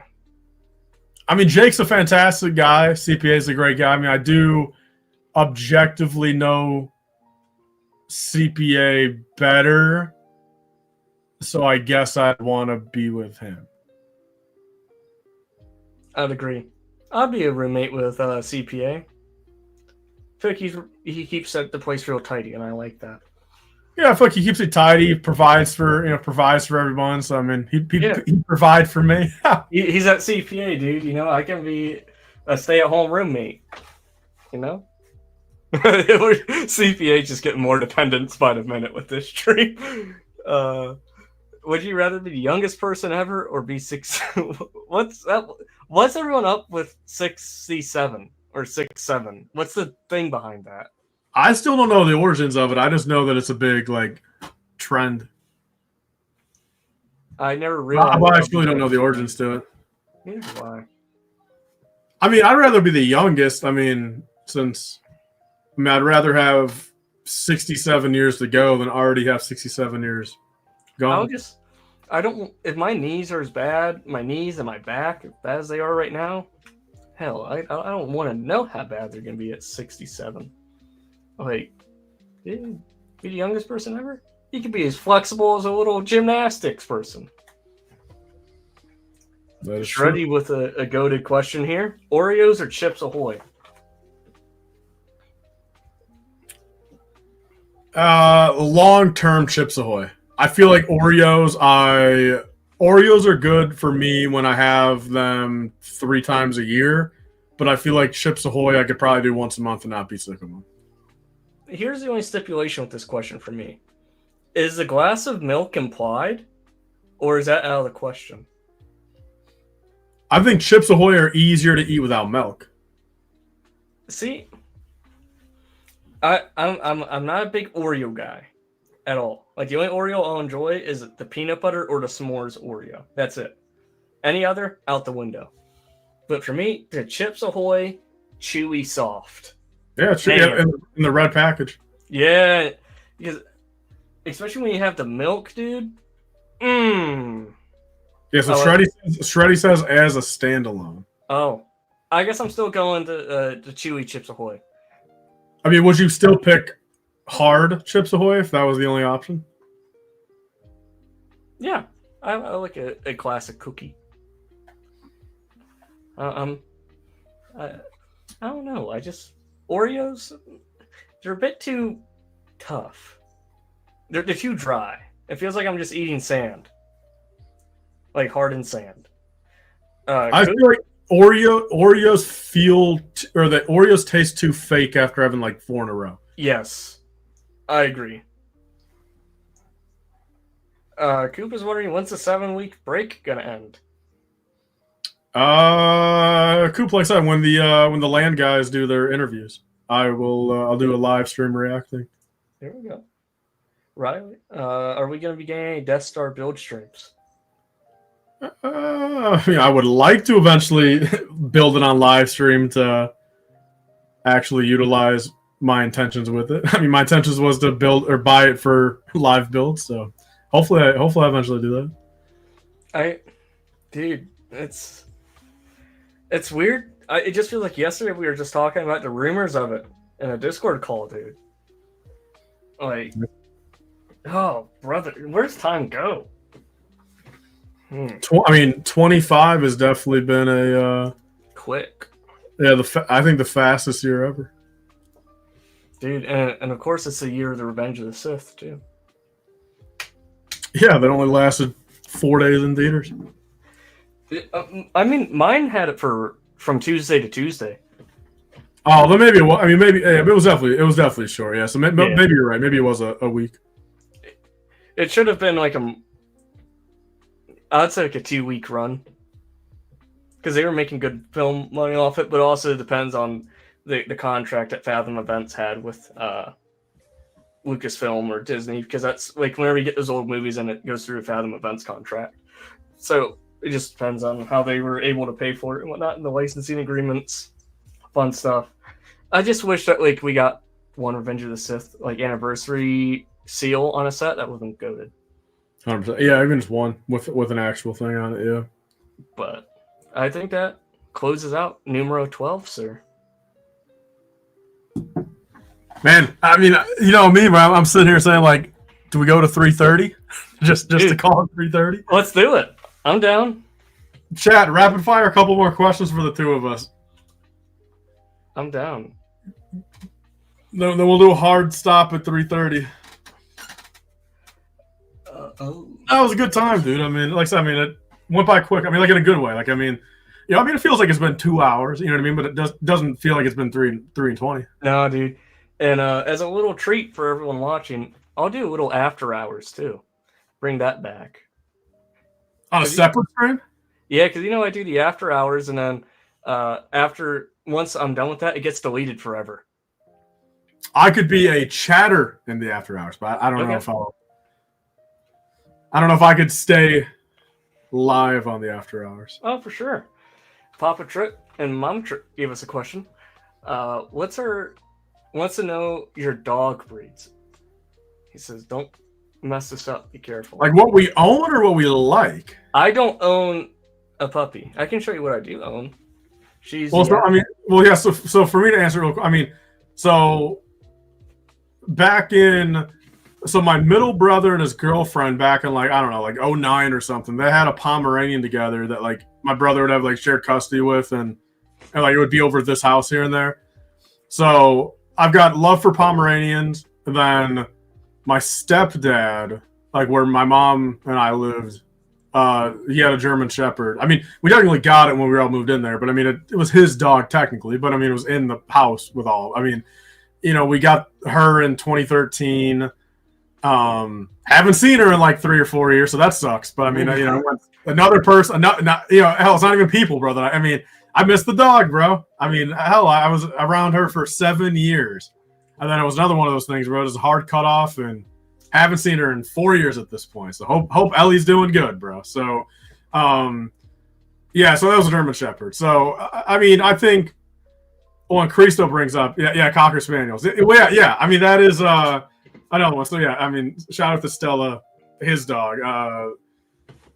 It is one. So I don't know. If you would ask, I still might have to. Funny that Cristo brings that up. I might, just for longevity of literally having, being around Ellie, the German Shepherd for 7. Like I'd probably put German Shepherds 1, Cocker Spaniels 2, Pomeranians 3. But those are also the only 3 dogs I have any experience with. So I'm biased.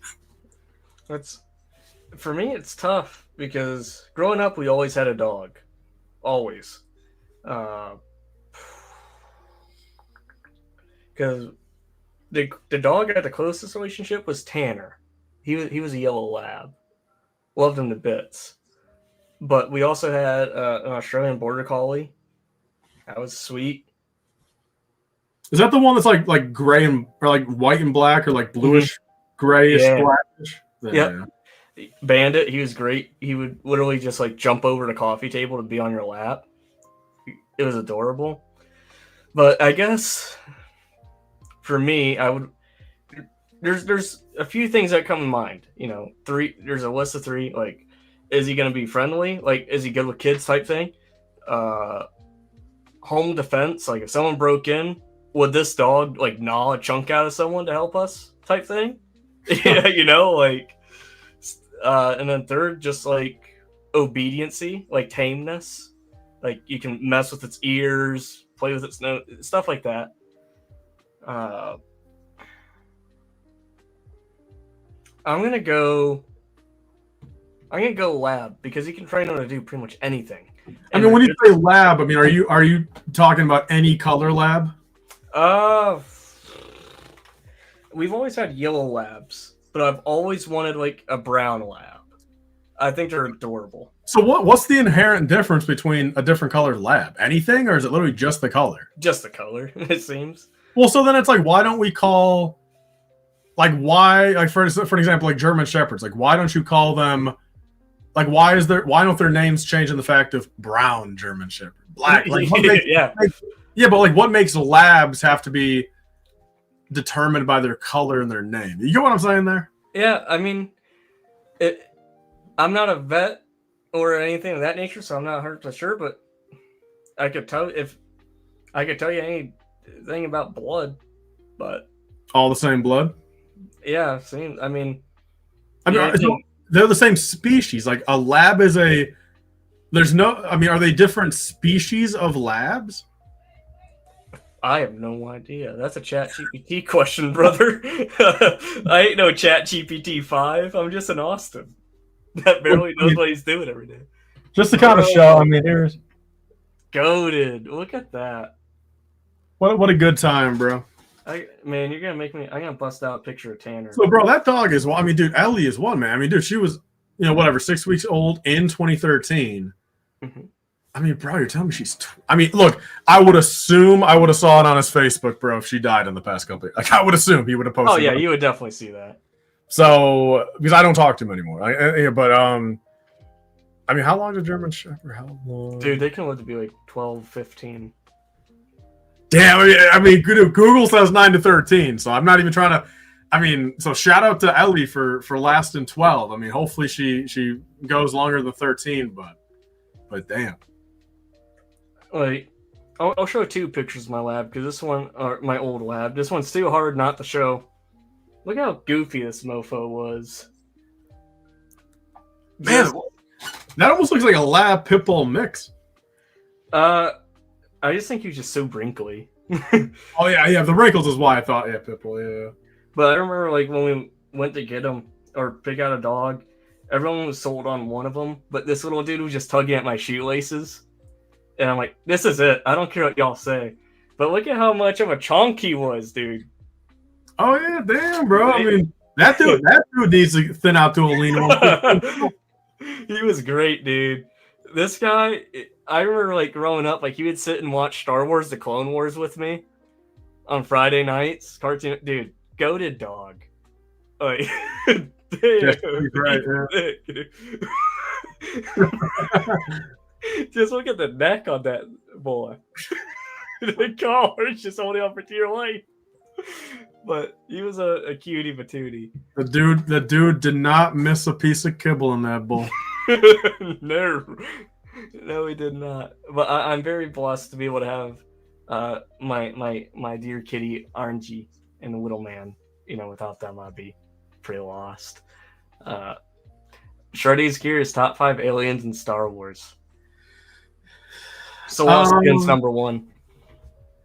Well, so without being in particular order, and Zelen, Nodi, Meeber species, I've always liked Geonosians. I always have. And then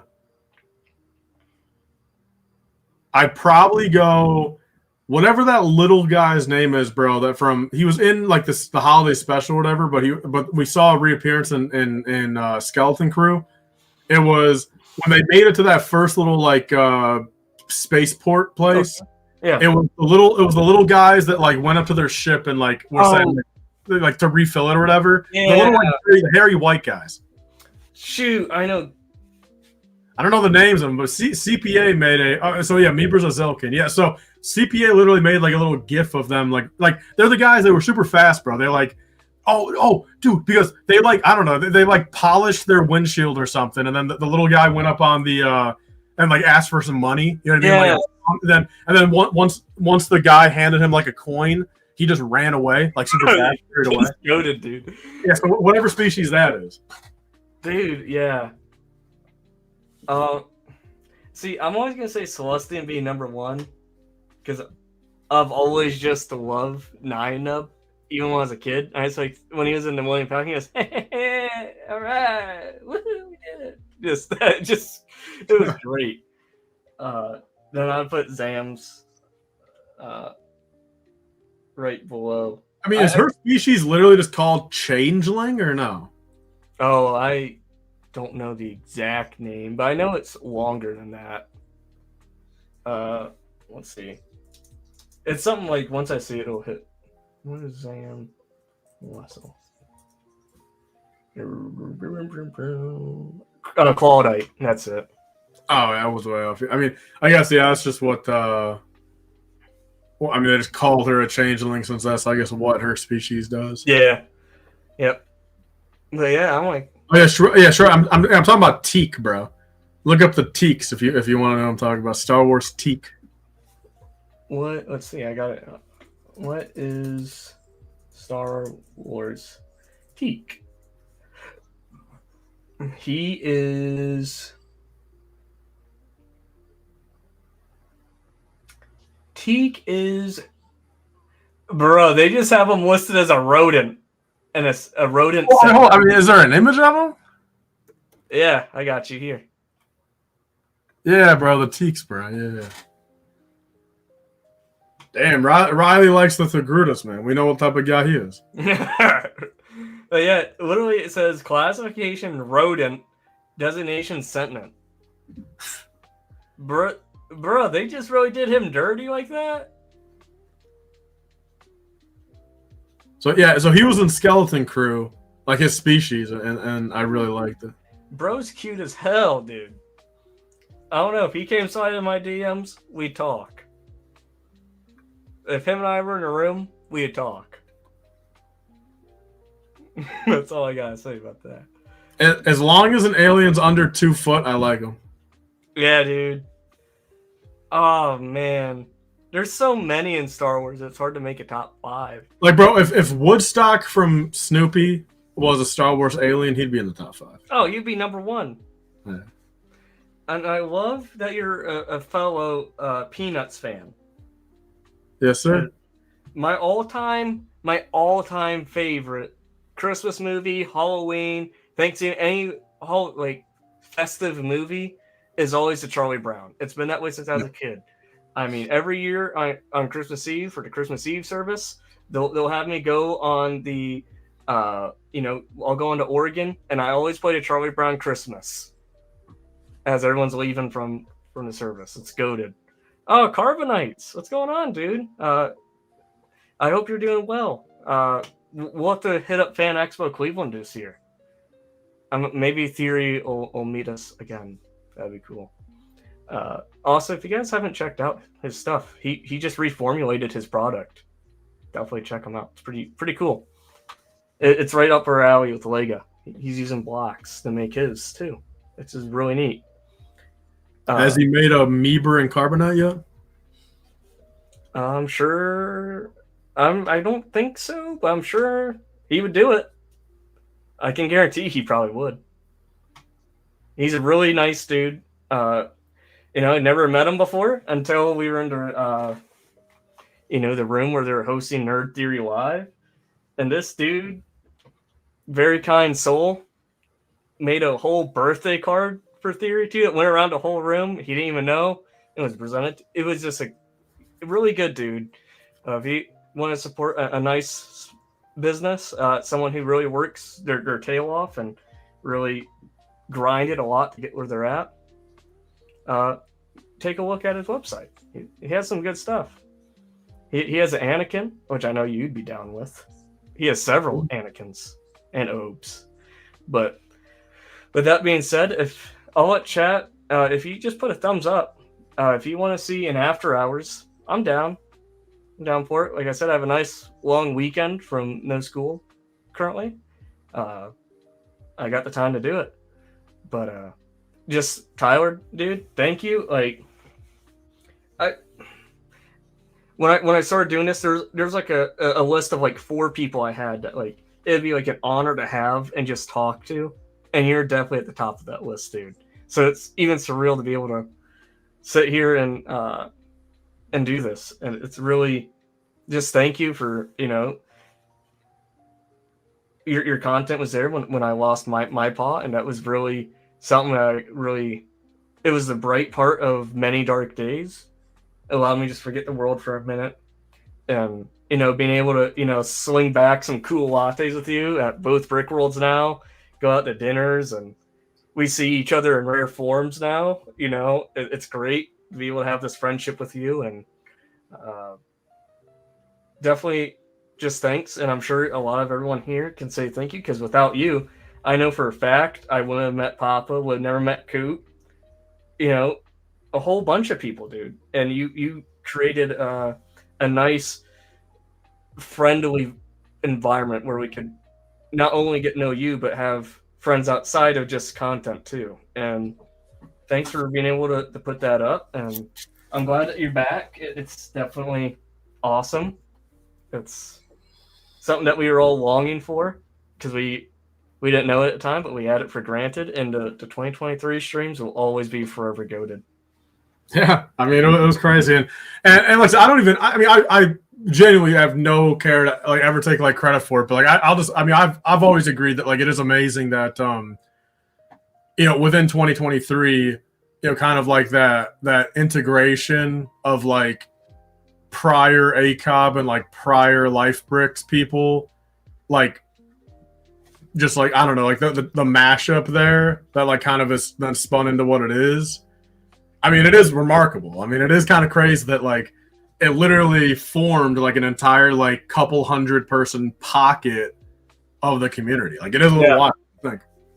Like Brickworld this year, dude. It was like at night. I can't remember what day, but we were all having. You said the nicest thing to me that I don't think anyone. That was the nicest thing anyone's ever said to me, and it means. Was it at? I almost remember. Was it at Fox? Was it? I almost thought we were by some ping pong tables. No, it was inside the convention hall, because it was when you had it was the world of lights right before. Oh, the lights night, dude, that was goated.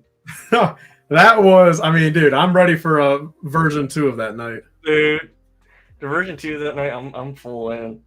I'm gonna be double fisted Modelo, bro. I mean, what a damn time that week was, dude. Oh, it sucks that we're not there right now, dude. Man, all I know is I have a new cooler for this year. It's the final cooler of all coolers. I got it because like the one I brought last year, the wheels sucked. I'm sure everyone who like moved it or hit it somewhere could agree. Those wheels were terrible. I always thought and the handle was always about to snap off too. So I invested in a nice cooler. But yeah, so I'm gonna load up the after hours here. You guys are more welcome to come follow in. Real quick, Shreddy sent that. That is that's the guy from Skeleton Crew. They need to make him a fig. They do. I mean, look. I mean, we got Babu, man. I mean, look. If you want. I mean, look, if I was in front of the designers this week at Land Days, I would personally thank whoever contributed to making Babu exist. Dude, if I was at that, I want to give the fattest hug I've ever given another human being, whoever came up with the idea, UCS Jango Fett Slave 1. Yeah. Just give that dude a nice hug and a nice little nuggie, and have him sign my box. I think that's the biggest thing on my collection sheet right now is to get my box signed by a set designer. The Django one? Yeah.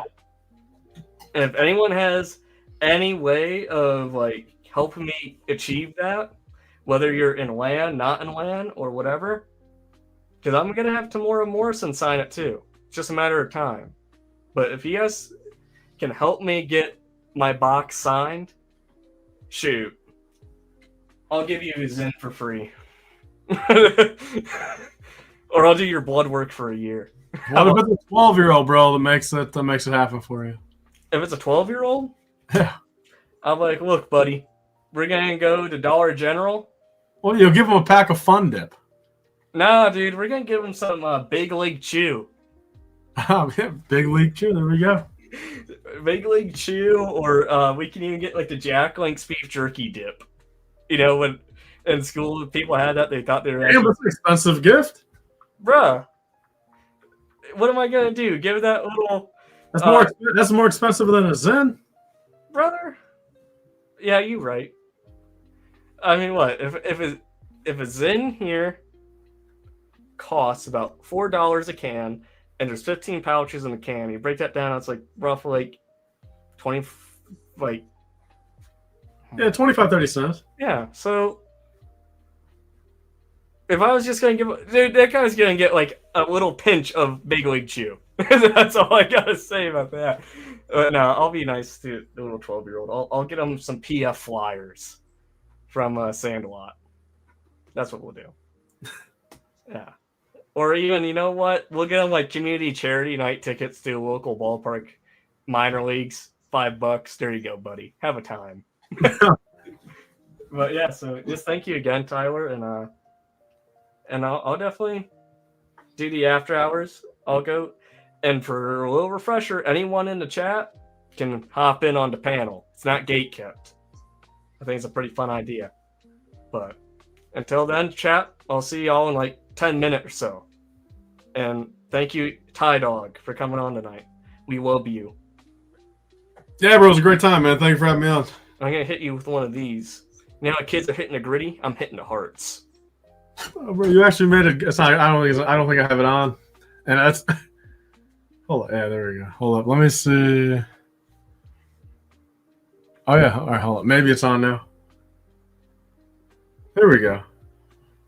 There we go. You're gonna get some of these too.